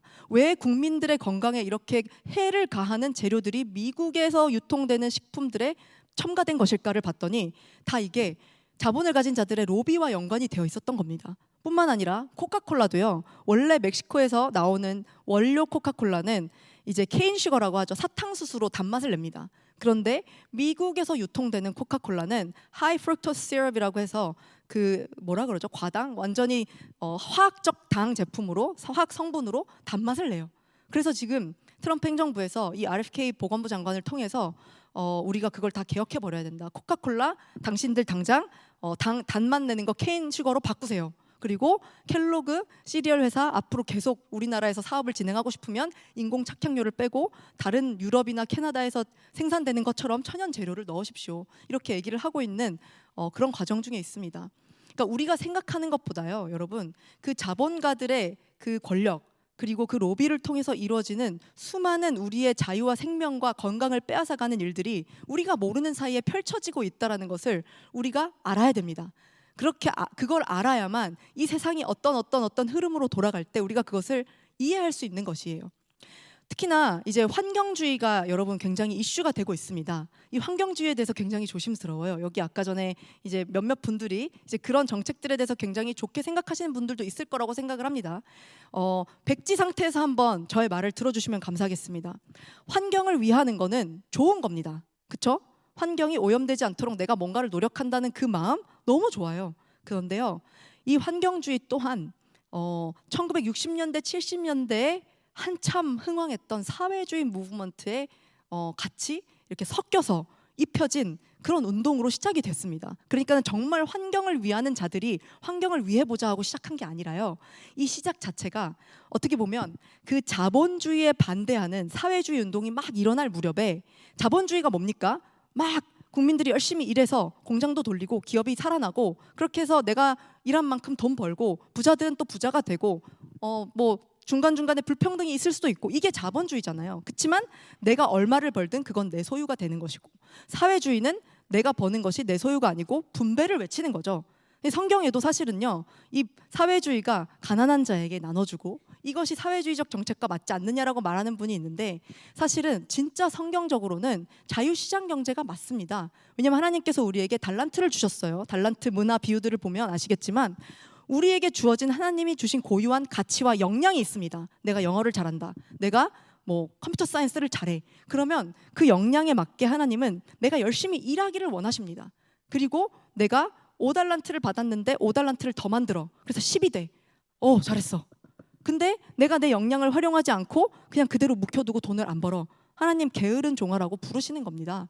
그리고 내가 만약에 열심히 일을 해서 달란트를 늘려서 받았으면 그것을 하나님께서는 우리에게 주십니다. 우리 소유가 되는 겁니다. 그게 자유시장 경제의 바탕이라는 거예요.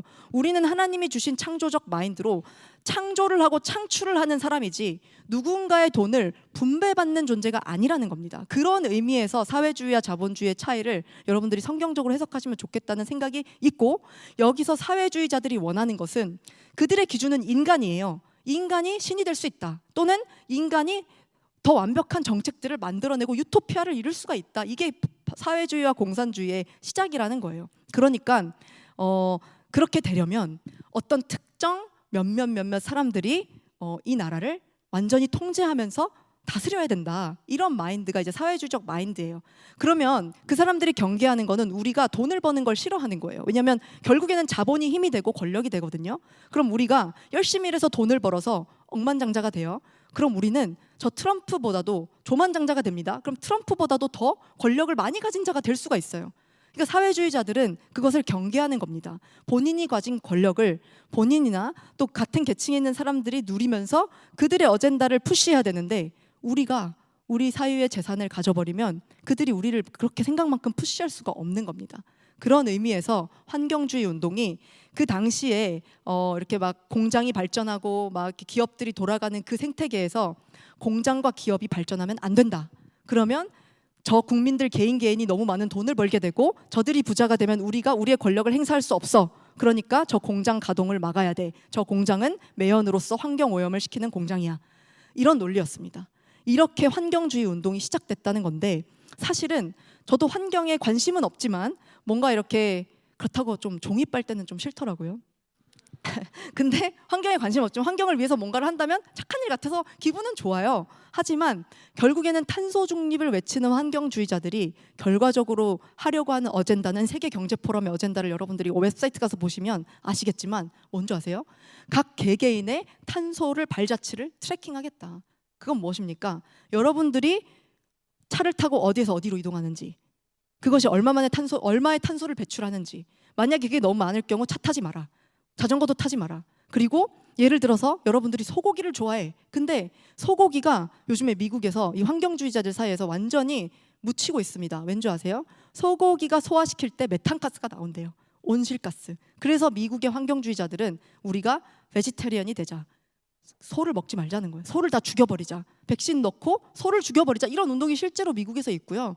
안젤리나 졸리 같은 이제 유명한 헐리우드 배우들을 활용해서 고기 말고 환경오염 안 시키는 벌레를 먹자 해서 안젤리나 졸리가 귀뚜라미랑 이제 이런 것들을 먹는 장면들이 이렇게 헐리우드에서 막 이렇게 공유가 됩니다. 그런 일들이 일어나고 있는 거예요. 하나님께서 우리에게 주신 자원, 하나님께서 우리에게 주신 좋은 선물들이 있죠. 그런 것들을 그들의 어떤 입맛에 맞추기 위해서 누리지 못하게 하는 정책들이 바로 이 인본주의 사회주의적 사상에서 나오는 정책들이다. 그래서 제가 또 하나를 보여드릴 텐데요. 요즘 미국에서 소기름 먹기 운동이 시작되고 있습니다. 이게 트럼프 행정부가 바뀌고 나서 이 환경주의의 그 코어가 진짜 환경을 위하는 게 아니다라는 것을 RFK 주니어와 또 트럼프 내각들이 다 찾아내고 나서 소고기 기름을 먹어라. 우지라고 하나요? 텔로라고 하는데 우지가 건강에 생각보다 좋다는 거예요. 그런데 이 식품 카르텔들이 포도씨유, 해바라기 씨유, 그다음에 또 뭐 있죠? 대두유, 이런 우리가 평소에 막 많이 접하는 그런 재료들을 통해서 우리의 건강을 더 악화시키고 질병률을 더 높이는 이제 그런 일들을 하고 있다는 걸 RFK 주니어가 찾아내고 나서 굉장히 미국은 뉴스도 굉장히 산뜻합니다. 팍스뉴스에서 이 RFK 주니어가 스테이크 앤 쉐이크라고 하는 미국의 유명한 패스트푸드점이 있어요. 맥도날드 같은 건데 맥도날드보다도 사실은 진짜 미국 사람들은 이 스테이크 앤 쉐이크를 더 많이 먹거든요. 근데 여기 특징이 뭐냐면 맥도날드나 이런 데서 여러분들이 팜유로 튀기는 그 제가 나 혼자 산다 보니까 무슨 팜유 이런 거 저 너무 좋아했는데 팜유가 건강에 진짜 안 좋습니다. 근데 팜유 회사들과 미국의 정부가 로비를 하면서 이 모든 패스트푸드의 기름들을 다 팜유로 바꿔버린 거였어요. 그러니까 RFK 주니어가 그런 로비로 부패함으로 우리가 팜유를 먹다니 말도 안 된다 해서 이 스테이크 앤 쉐이크에 가서 소기름으로 튀긴 프렌치 프라이스를 먹습니다. Oh, okay. Is that? This is you, Sean. Oh, this is me. Okay, thank you. And Secretary, this is for you. All right, gentlemen. Enjoy. Thank you. You didn't pick up my Coke, did you? Huh? Get your coat. I got you, buddy. Miss Small with the little ice. But I'm not going to drink it all because he's going to 사실 yell at me. 우리나라에서는 상상할 수 없는 뉴스의 장면이죠. 우리나라의 장관이 나와서 저렇게 패스트푸드점에서 기자와 함께 먹방을 하는 거는 굉장히 획기적이긴 합니다. When I was a kid, I traveled in Europe. The 그리고 나서 이 장관이 심지어는 소고기에다가 손을 얹고 이제 임명식에서 선서를 합니다. 그만큼 내가 소고기를 지키겠다. 그래서 이 소고기가요, 여러분, 환경주의자들이 너무 안 좋다고 해서 굉장히 저평가가 됐는데 비타민 A, B, D가 정말 많다고 합니다. 그래서 매일 소고기를 먹고 한 3년 동안 그 소고기식을 하신 분이 제 주변에도 몇 분 계시거든요. 건강이 너무 좋아요. 건강검진을 갈 때마다 모든 수치가 정상입니다. 대신 먹을 때 탄수화물과 먹지 않는다. 그리고 건강한 소고기 지방과 또 뭐 포도씨유, 해바라기 씨유 대신에 동물성 버터를 먹는다. 이런 식으로 해서 식단을 미국에서는 요즘에 하는 것이 유행이 되고 있습니다. 얼마나 이 미국 정부뿐만이 아니죠. 인간이 운영하는 그 모든 정부나 기관에서는요. 사실은 이런 부패가 없을 수 없습니다. 하나님을 경외하지 않는 사람이 한 명이라도 있다면 정책을 결정할 때 인간을 기준으로 모든 결정을 할 수밖에 없는 거죠. 그래서 여러분 일론 머스크를 트럼프 대통령이 이번에 뽑은 이유가 있습니다. 저도 일론 머스크가 정말 대단한 사람이라고 생각하지만 이 사람을 막 신처럼 여기진 않아요. 그런데 일론 머스크가 요즘 잘 하고 있는 일이 몇 개가 있습니다. 뭐냐면 지금 지난 4년 동안 바이든 행정부에서 이런 식품 카르텔처럼 여러 가지 미국 납세자들의 돈을 가지고 돈을 낭비한 내역을 쫙 다 뽑아내고 있습니다. 예를 들어서 여러분들이 대한민국 정부에다가 세금을 냅니다. 그럼 그 세금이 뭐 예를 들어서 어떤 교육에 들어가고 여러분들이나 여러분들의 자녀들이나 뭐 여러분들의 부모님을 위한 뭔가 복지에 들어간다 그러면 굉장히 말이 될 텐데 이 미국 납세자들이 정말 세금을 많이 냈거든요. 근데 그 세금이 어디에 가는지에 대한 리스트를 쫙 뽑았는데 첫 번째, 이 리스트는 제가 저기 안 적었네요. 읽어드리겠습니다. 여러분 세르비아라는 나라 아시나요? 세르비아라는 나라의 트랜스젠더 정책에 150만 달러를 보냈습니다. 그리고 아일랜드 아시죠? 저 영국 쪽에 있는 아일랜드의 트랜스젠더 뮤지컬에 7만 달러를 보냅니다. 그리고 여러분 커피 나는 콜롬비아 아시죠? 콜롬비아의 트랜스젠더 오페라 공연에 4만 7천 달러를 지원합니다. 이거 여러분들 다 백악관 사이트 가면 나와 있습니다. 남미 페루의 트랜스젠더 만화책을 만드는데 3만 2천 불을 줍니다. 지원금으로요. 그리고 또 반미 활동, 외국에서 미국 납세자들의 돈인데 반미 활동을 하는 해외의 환경주의 그 기관, NGO 기관에 5천만 달러를 냅니다. 지원합니다. 네, 그런 식으로 리스트가 정말 수천 개가 있습니다.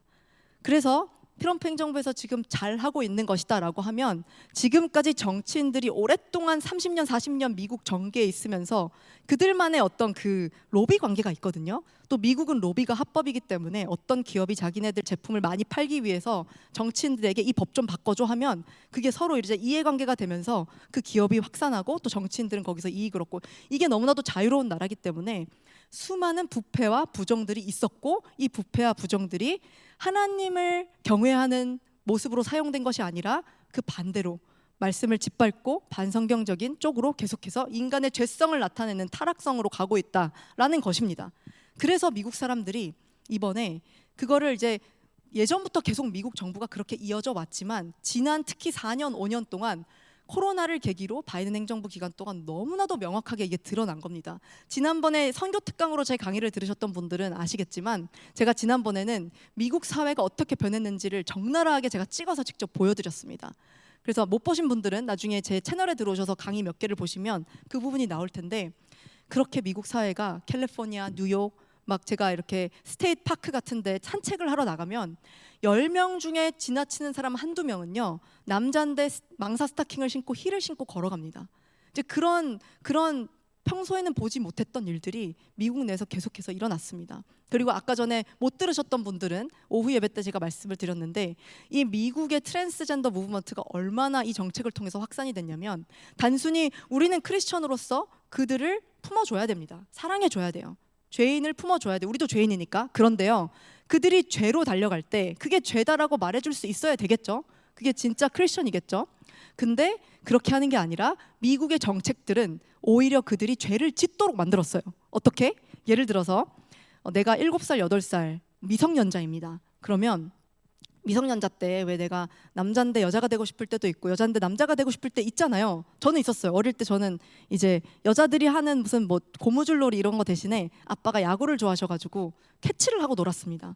그래서 어느 순간 남자애들이랑 노는 게 더 좋았고 내가 남자로 태어났으면 더 좋겠다라고 생각했던 7살 시절이 있었거든요. 그런데 그 시기는 지나가면 그만입니다. 그리고 다시 나의 정체성으로 돌아와서 나는 여성으로서 어엿하게 살아가는 거죠. 그런데 그 판단이 흐릴 나이에 미국 정부에서 어떤 일을 하냐면 교사들이 아이들의 성적 정체성을 지정해 줄 수 있게 합니다. 미국 캘리포니아, 뉴욕에서 실제로 있었던 일입니다. 지금도 있고요. 그래서 아이가 만약에 그 여자아이인데 로봇을 갖고 노는 게 더 좋아. 그러면 얘는 남자로 지정해주고 젠더를 주민등록상에서 바꿔줍니다. 근데 부모님이 반대해도 소용없습니다. 왜냐? 부모님이 만약에 반대를 할 경우에 부모님은 처벌을 받습니다. 아동학대로. 그런 법이 캘리포니아에서 통과가 되고 뉴욕에서 통과가 되고 미국에서 엄청난 이슈가 돼서 사실은 트럼프가 너무나도 위대한 사람이어서 당선이 된 게 아니라 물론 그 중간에 암살 시도를 겪으면서 하나님을 만났습니다. 그래서 실제로 제가 트럼프의 아들과도 많이 대화하고 만나고 했을 때 그의 신앙이 느껴져요. 그런데 그래서가 아니라 너무나도 미국에 있는 학부모님들이 자녀들의 교육이 망가지는 것을 보면서 이대로는 안 되겠다 싶었던 겁니다. 어떻게 하면 원래 미국으로 돌아갈 수 있을까를 고민하다가 그래도 교회를 보호해주기 원하고 그래도 성경적 가치를 도와주기 원하는 트럼프 대통령을 당선하게 된 것입니다. 그렇죠? 근데 여러분, 이게 단순히 미국에서만 있는 일이 아니라요. 슬라이드를 보시면요. 영국도 그렇습니다. 우리나라도 지금 굉장히 많은 일들이 지속되고 있는데 영국도 지금 큰일이 났습니다. 영국에서 무차별적으로 이민자들을 받았어요. 근데 이민자들을 받는 것도 사실은 여러 논란이 있는데 이민자들의 인권을 우리가 보호해줘야 되지 않겠냐. 이 사람들이 우리 땅에서 좋은 삶을 살 수 있도록 우리가 기회를 줘야 되는 거 아니냐. 말로는 좋게 들리죠. 그것이 어떤 결과를 낳냐면요. 영국 땅에서 런던, 버밍햄 그리고 여러분들이 아는 여기 수많은 도시들의 시장들이 다 무슬림이 됩니다. 그리고 프랑스도 마찬가지입니다. 그러면은 나라가 어떻게 되겠습니까? 하나님께서 우리에게 영토를 주시고 국가를 주신 거는 그걸 지키라고 주셨습니다. 그리고 아까 말씀드렸듯이 이방신과 조약을 맺지 말라고 하셨습니다. 왜냐하면 그 범죄가 우리에게 덫이 될 것이기 때문에.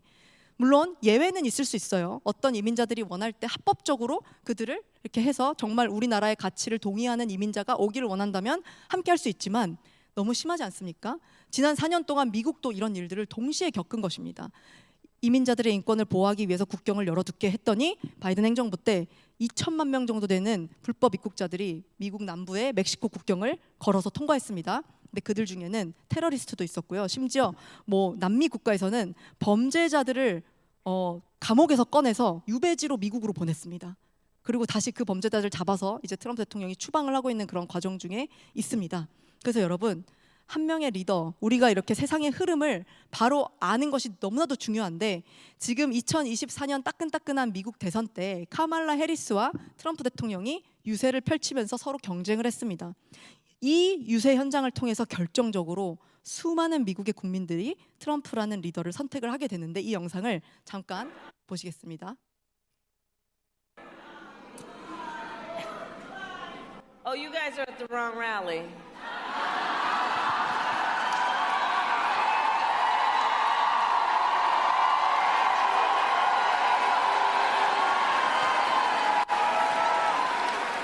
No, I think you meant to go to the smaller one down the street.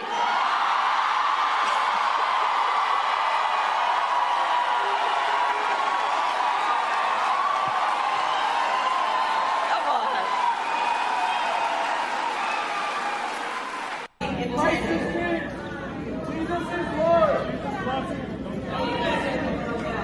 Oh, you guys are at the wrong rally. 저런 과정이었던 겁니다. 카말라 해리스의 유세 현장이 But while 저랬어요. Kamala says that people who believe in Jesus don't belong to her rallies, in our movement we love Christians, we welcome believers, and we embrace followers of Jesus.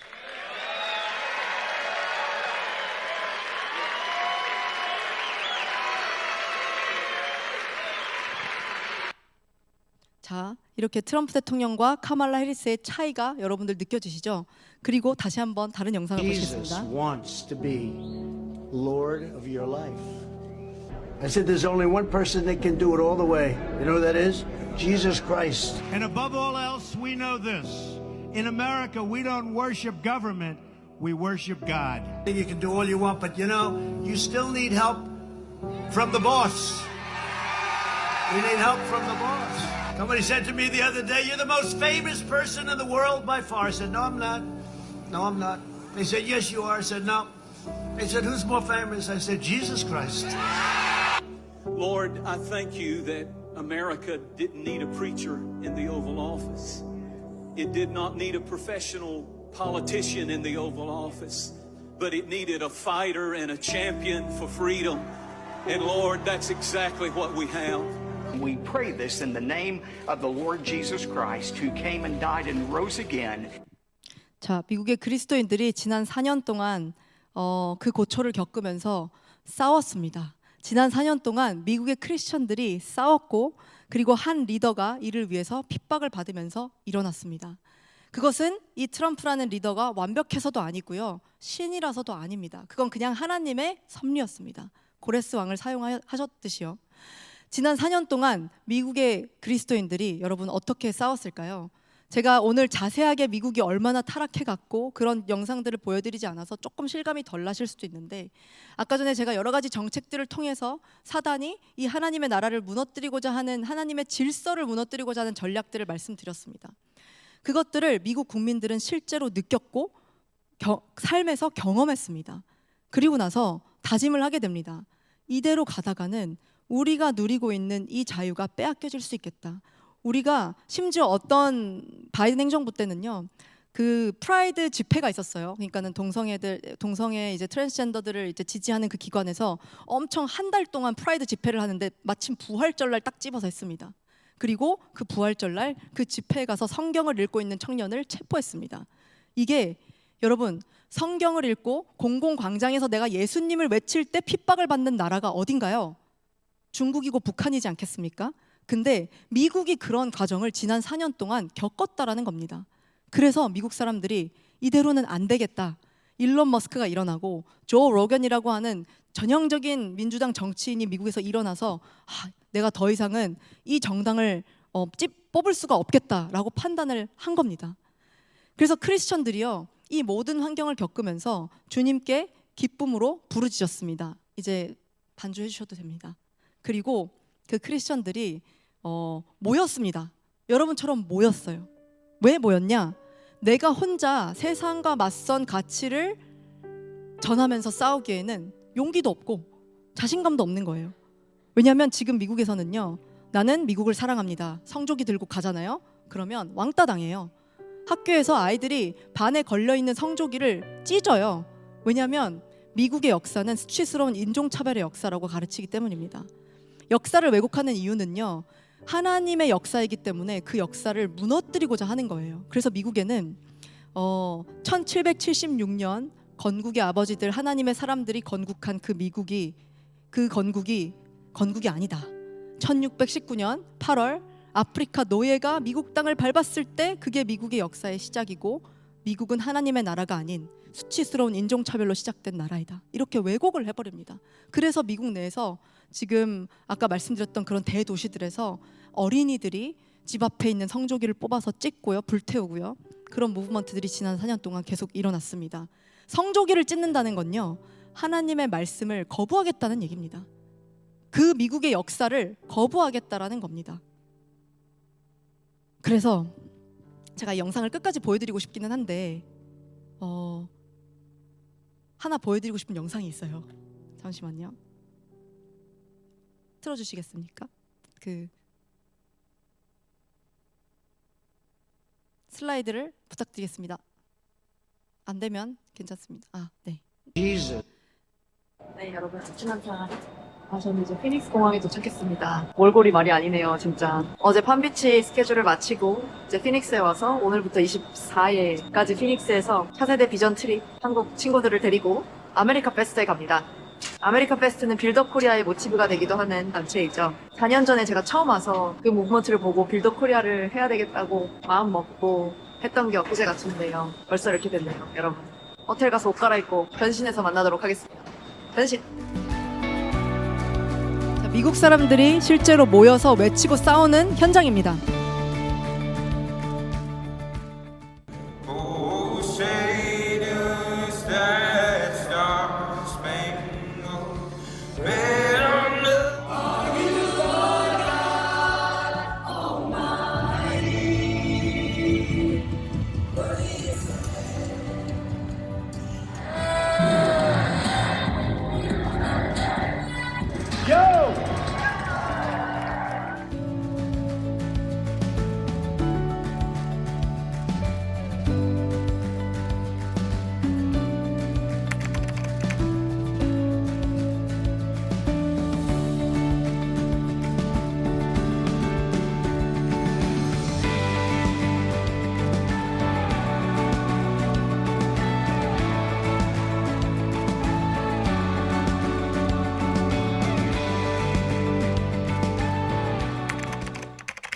네.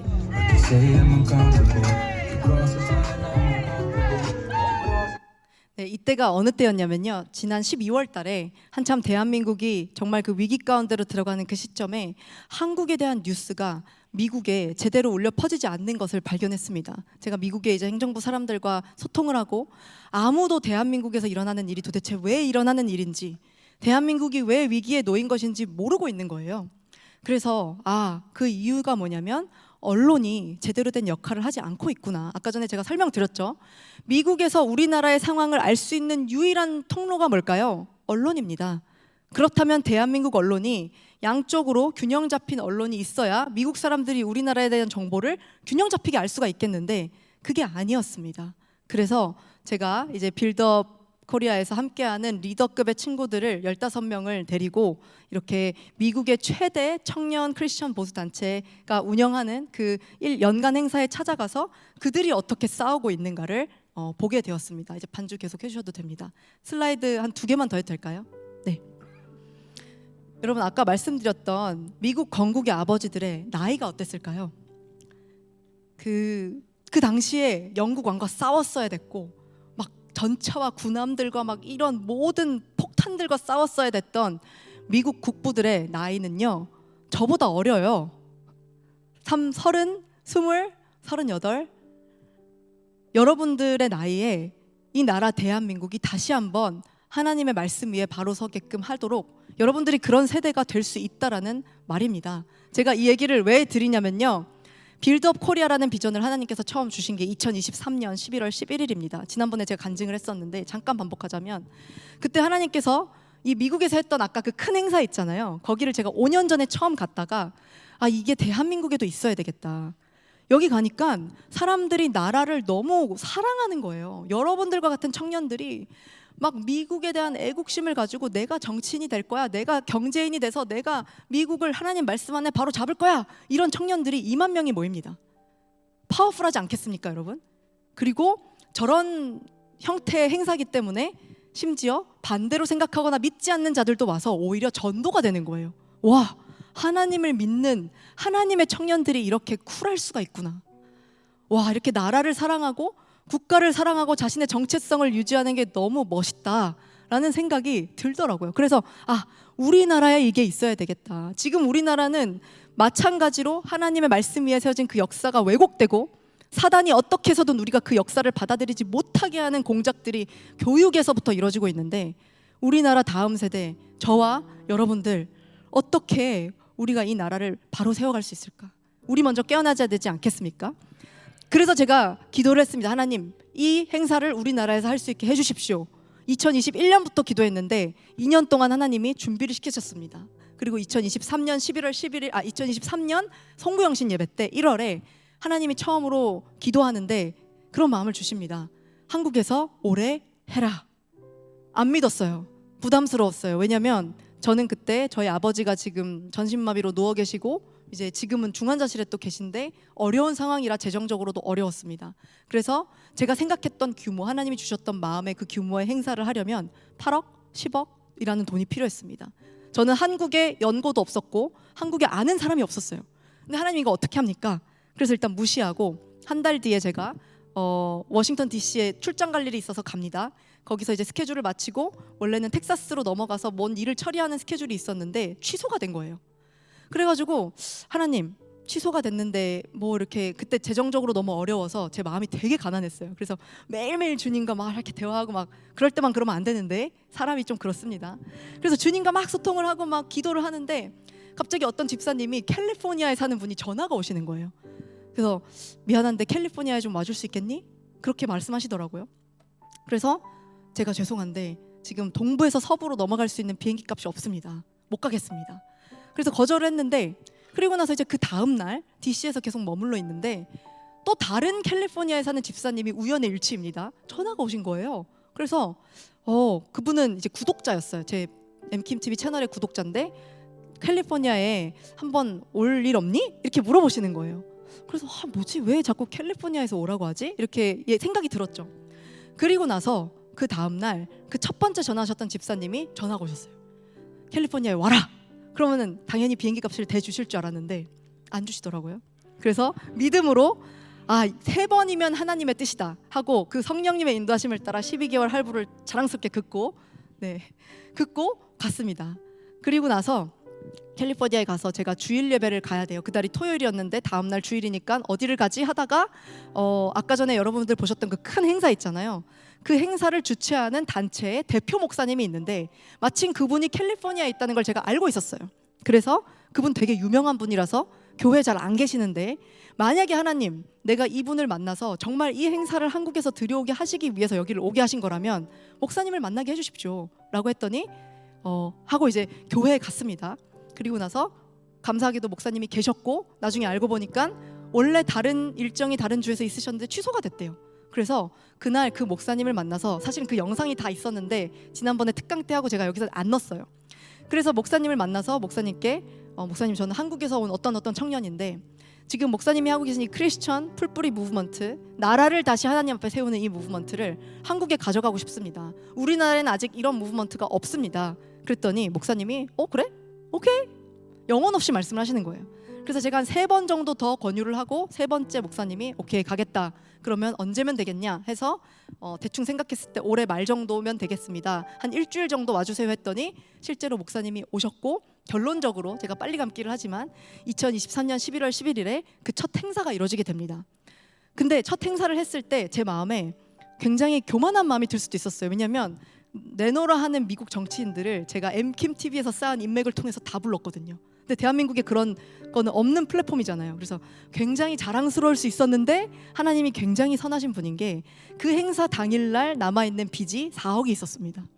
저는 아무것도 손 벌릴 데도 없고 하나님께서 그냥 초자연적으로 이 금액들을 채우시기를 기도해야 되는 상황 속에 있었던 거예요. 그러나 하나님께서 정말 이 시대와 이 세대와 대한민국을 향한 마음이 있으시다면 하나님 채워지게 해주십시오 기도했고 자랑할 수 없었어요. 왜냐하면 돈이 없기 때문에 내 행사가 아니라는 마음이 있었거든요.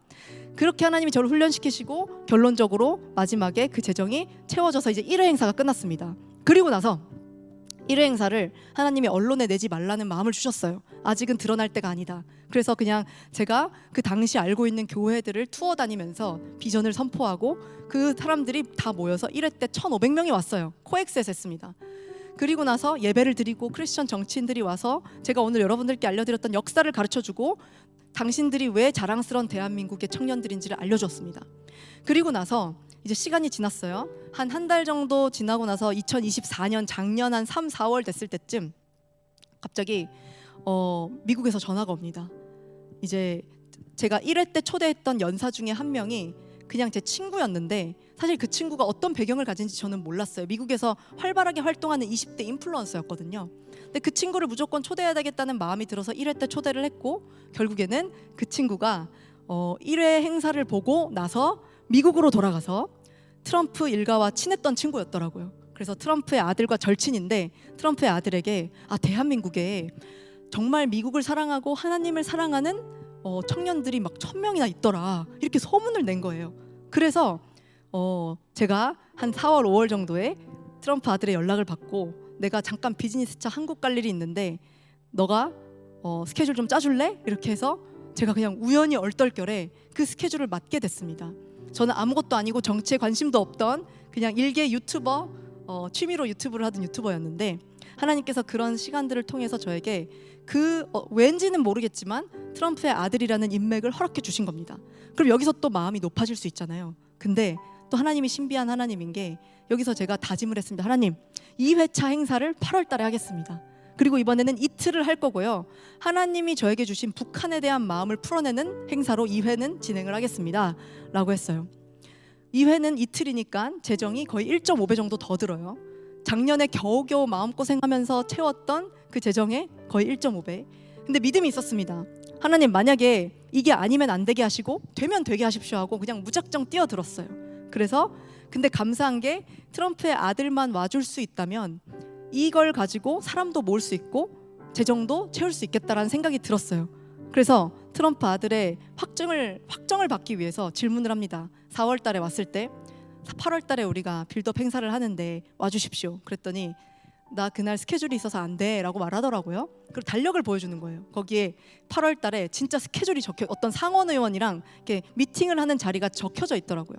그래서 안 되겠구나 포기를 하고 그때 총 3일을 계셨는데 매일 근데 와주세요를 했어요. 그리고 나서 이제 빌드업 코리아 행사 8월 행사가 작년에 있었는데 똑같이 코엑스에서 이틀, 그 행사가 2주가 다가오기 전까지 확답이 없었습니다. 결과적으로 저는 재정을 그분의 이름을 이용해서 모을 수 없었고요. 그리고 하나님께서 철저히 다른 어떤 것도 의지하지 않고 하나님만 의지하게 하셨습니다. 그렇게 해서 결론적으로 2주 전에 확정이 났고 트럼프의 아들이 이제 빌드업 코리아 두 번째 행사에 오게 됩니다. 근데 오게 되는 과정이요, 원래 진짜 안 오려고 했는데 마침 그때 머리 아픈 일이 터진 거예요. 아버지 막 기소당하고. 그러니까는 이 트럼프 주니어가 안 되겠다, 스트레스 풀어야 되겠다 하고 사냥을 좋아하거든요. 그래서 내가 몽골에 사냥을 하러 갈 건데 가는 길에 들러야 되겠다 하고 한국에 들리게 된 겁니다. 네, 그런 과정으로 이제 트럼프 주니어가 오게 됐고요. 이 영상만 보여드리고 마지막 하고 끝내기 죄송합니다. 네.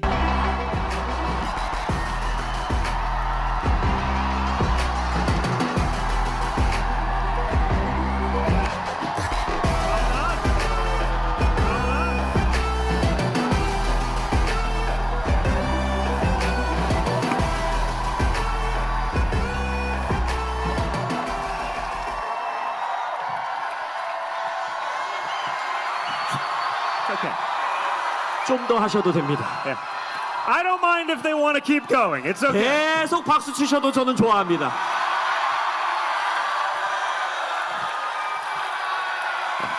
Hello, Korea. Hello, Korea. Wow. Amazing. 놀랍습니다. Well, everyone, it's incredible to be here today. I want to thank Mina for the amazing introduction. 김민아 대표님께서 저를 너무나 멋지게 소개해 주시고 또 여러분들과 함께 할 수 있도록 초대해 주셔서 너무나 감사합니다. She's 100% right with her story. This was not the easiest time to escape from America. 김민아 대표님이 해준 얘기가 거짓말이 하나도 없어요. 상상해 보세요. 제가 지금 미국을 떠난다라는 게 쉬운 일이겠습니까?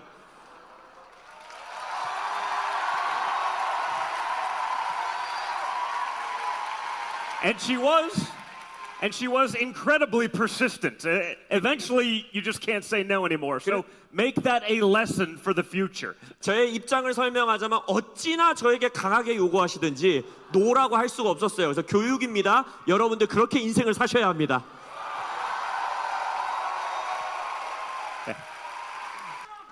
Thank you. I love that guy. 벌써 누군지 모르지만 벌써 제가 너무 사랑하는. 감사합니다. I think the other important reason to be here is the mission of Build Up Korea. 그리고 제가 이 한국에 와야 되는 또 다른 중요한 이유는 바로 이 빌드업 코리아가 가지고 있는 사명 때문입니다.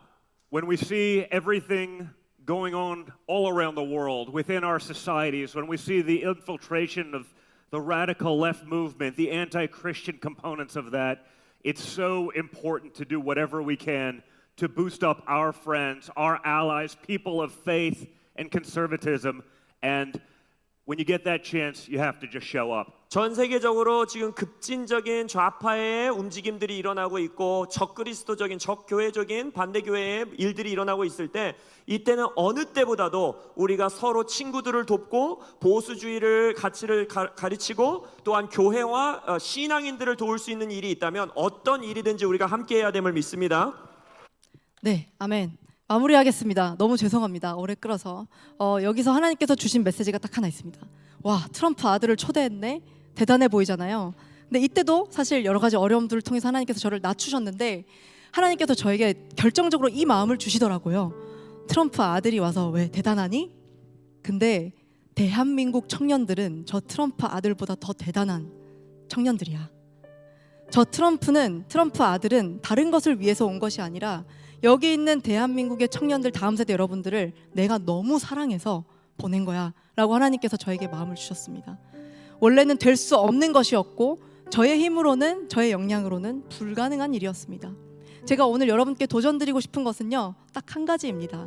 제가 잘나서가 아니라 저 같은 사람도 하나님의 마음을 받고 그냥 저에게 있었던 건 딱 한 가지, 뻔뻔한 믿음, 그리고 내가 하나님의 자녀라는 그것에서 오는 담대함. 근데 아마 여호수아가 최선을 다해서 그 회막에서 머물면서 그리고 모세 옆에서 모세를 보좌하면서 아마 하나님이 하시는 일들을 보았고 그렇게 하나님께 최선을 다하고 자신의 한계를 뛰어넘는 여러 가지 경험을 했을 거라고 생각을 합니다. 그래서 여러분들께 도전을 드립니다. 회막에 머물러 있는 여호수아가 되십시오. 교회에서만 머물러 있는 게 아니라 여러분들이 가진 장소, 여러분들이 속한 곳, 일터, 학교 최선을 다하십시오. 그 최선이라는 건요, 그냥 내가 열심히 공부해서 A 받는 게 아니라 열심히 공부해서 A 받고 내가 배낭여행으로 모아뒀던 돈을 다 털어가지고 미국에 가서 대한민국이 위기에 처했을 때 미국 사람들에게 찾아가서 우리 지금 대한민국이 이런 상황인데 도와주십시오 할 수 있는 그 담대함입니다. 그런 최선, 내 한계를 뛰어넘고 내가 좀 멀리서 하나님과의 그 시간을 지킬 때 하나님께서 주시는 큰 비전이 있는데 무시하지 마십시오. 여러분들은 하실 수 있습니다. 내가 완벽하고 내가 준비되어서 하나님께서 사용하시는 게 아니라 물론 준비시키시지만 나의 연약함을 뛰어넘는 하나님 아버지의 그 계획과 섭리가 여러분 안에 있다는 것을 여러분께서 아시면 좋겠습니다. 이상 오늘의 메시지를 마무리하도록 하겠습니다. 감사합니다.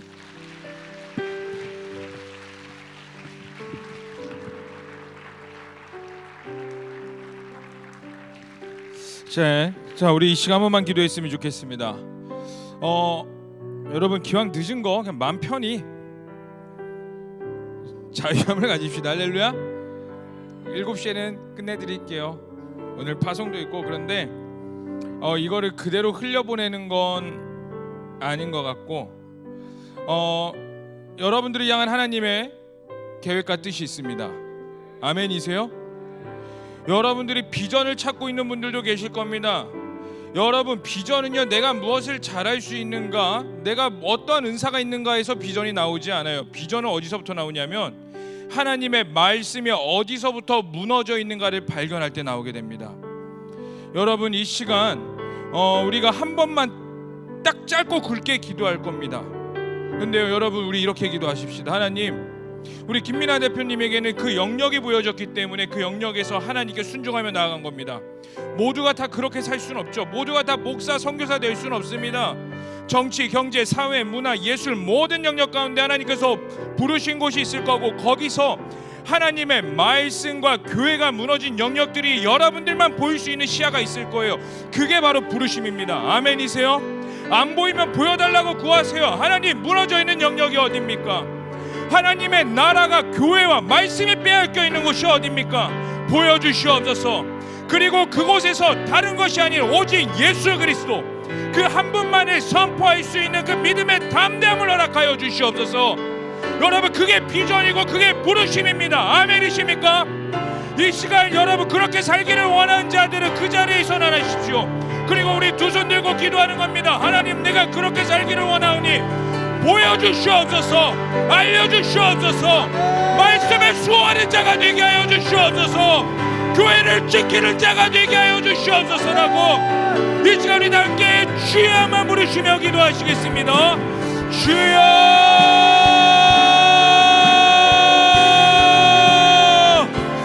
하나님 우리에게 말씀에 무너진 영역을 보여주시옵소서. 하나님, 교회가 무너진 영역이 어딥니까? 정치, 경제, 사회, 문화, 가정 모든 영역, 하나님의 말씀에 무너진 영역에서 그곳에서 비전을 보게 하여 주시옵소서. 그곳에서 하나님의 나라와 하나님의 영광과 주의 뜻을 향해 살아갈 수 있는 담대함을 허락하여 주시옵소서. 그곳에서 오직 예수 그리스도를 선포하며 나아가는 자들이 되게 하여 주시옵소서. 오직 예수 그리스도를 자랑케 하여 주시옵소서. 십자가의 복음을 부끄러워하지 아니하며 그 무너진 영역 가운데에 말씀을 지키며 무너진 영역 가운데 교회를 수호하는 자들로 일어서게 하여 주시옵소서. 하나님, 우리에게 시대적 사명을 허락하여 주시옵소서. 말씀에 무너진 곳을 보여주시옵고 그곳에서 말씀을 수호하며 지키며 나가는 것이 우리의 비전이 되게 하여 주시옵소서. 하나님, 진짜 비전을 허락하여 주시옵소서. 아바 성령이여, 기름 부으시옵소서. 여기 있는 청년들에게 성령의 충만함을 허락하여 주시옵고 보여주시옵소서. 하나님 보여주시옵소서. 그리하여 이 땅 가운데 이 마지막 시대에 하나님의 다시 오실 예수 그리스도가 다시 오는 이 시대 가운데에 말씀을 지키며 이 마지막 때를 뚫어내는 자가 되게 하시옵소서. 마지막 때를 뚫어내는 자로 일어 서게 하여 주시옵소서. 주여, 성령이여, 이 시간 강구하는 모든 청년들에게 만남의 축복을 허락하시옵고 그의 말씀을 빼앗기지 않게 하여 주시옵소서. 주님만을 예배합니다. 주님만을 찬양합니다. 성령이여 임하시옵소서. 우리 다 함께 고백합시다. 주의 영광, 주의 영광 이곳에 가득해. 우리 선의 주님과 선의 주님과 함께 찬양하며 우리는 전진하리. 우리 다시 한 번 더 고백하십시다. 주의 영광 이곳에, 주의 영광 이곳에 가득해. 우리를 부르신 곳에서 주님과 함께 섭니다. 하나님 담대함을 허락하시옵소서. 하나님 우리 눈을 들어 주님을 보게 하여 주시옵소서. 우리는 전진하리. 모든 열방 춤을 때까지 모든 열방 찬양하며 우리는 전진하리. 찬양하며 우리는 전진하리. 모든 열방 춤을 때까지. 하나님께서 세상을 만드셨고 우리를 이 땅 가운데 태어나게 하셨으며 우리를 부르신 이유가 있는 줄로 믿습니다. 하나님 우리의 은사에서 비전을 발견하는 것이 아니라 하나님의 말씀이 무너진 영역들을 볼 수 있는 시야를 허락하여 주시옵소서. 그리고 그곳에서 내가 하나님의 말씀을 지키며 교회를 지키며 살아가는 것이 우리의 비전임을 보게 하여 주시옵고, 하나님 여기에 있는 청년들에게 정치, 경제, 사회, 문화, 예술 모든 영역 가운데에 하나님의 창조의 모습이 왜곡되게 하여 주시옵소서. 하나님 이들에게 담대함을 허락하시옵소서. 네, 두렵기도 합니다. 무섭기도 하고요. 이 길이 맞나? 수많은 의심과 어려움 가운데 있습니다. 때로는 하나님이 너무나 원망스러울 때도 있습니다. 그러나 주님, 예수님께서 우리를 사랑하셨고 우리를 사랑하신 예수님이 이 시대와 이 땅 여전히 사랑하시기에 구원받은 자들로서 합당하게 복음을 전파하며 말씀을 지키며 살아가게 하여 주시옵소서. 하나님 이 청년들에게 주님의 마음을 구합니다. 이들이 흘리는 눈물이 주님의 눈물이 되게 하여 주시옵고 이들이 애통하는 것들이 하나님의 애통함이 되게 하여 주시옵소서. 그리고 하나님께서 허락하신 사명을 충성되이 살아나가고 먼 날 주님 앞에 섰을 때에 우리가 끝까지 하나님을 지키며 사랑했노라라고 당당히 고백하는 청년들이 되게 하여 주시옵고, 예수님께서 두 팔 벌려 우리를 안아주실 때 그것이 우리의 만족이 되게 하여 주시옵소서. 감사합니다. 주님만을 찬양합니다. 이 모든 것을 믿고 살아계신 예수님의 이름으로 기도합니다. 아멘. 네, 우리가 준비한 예물 하나님께 봉헌 드리며 나아가시겠습니다.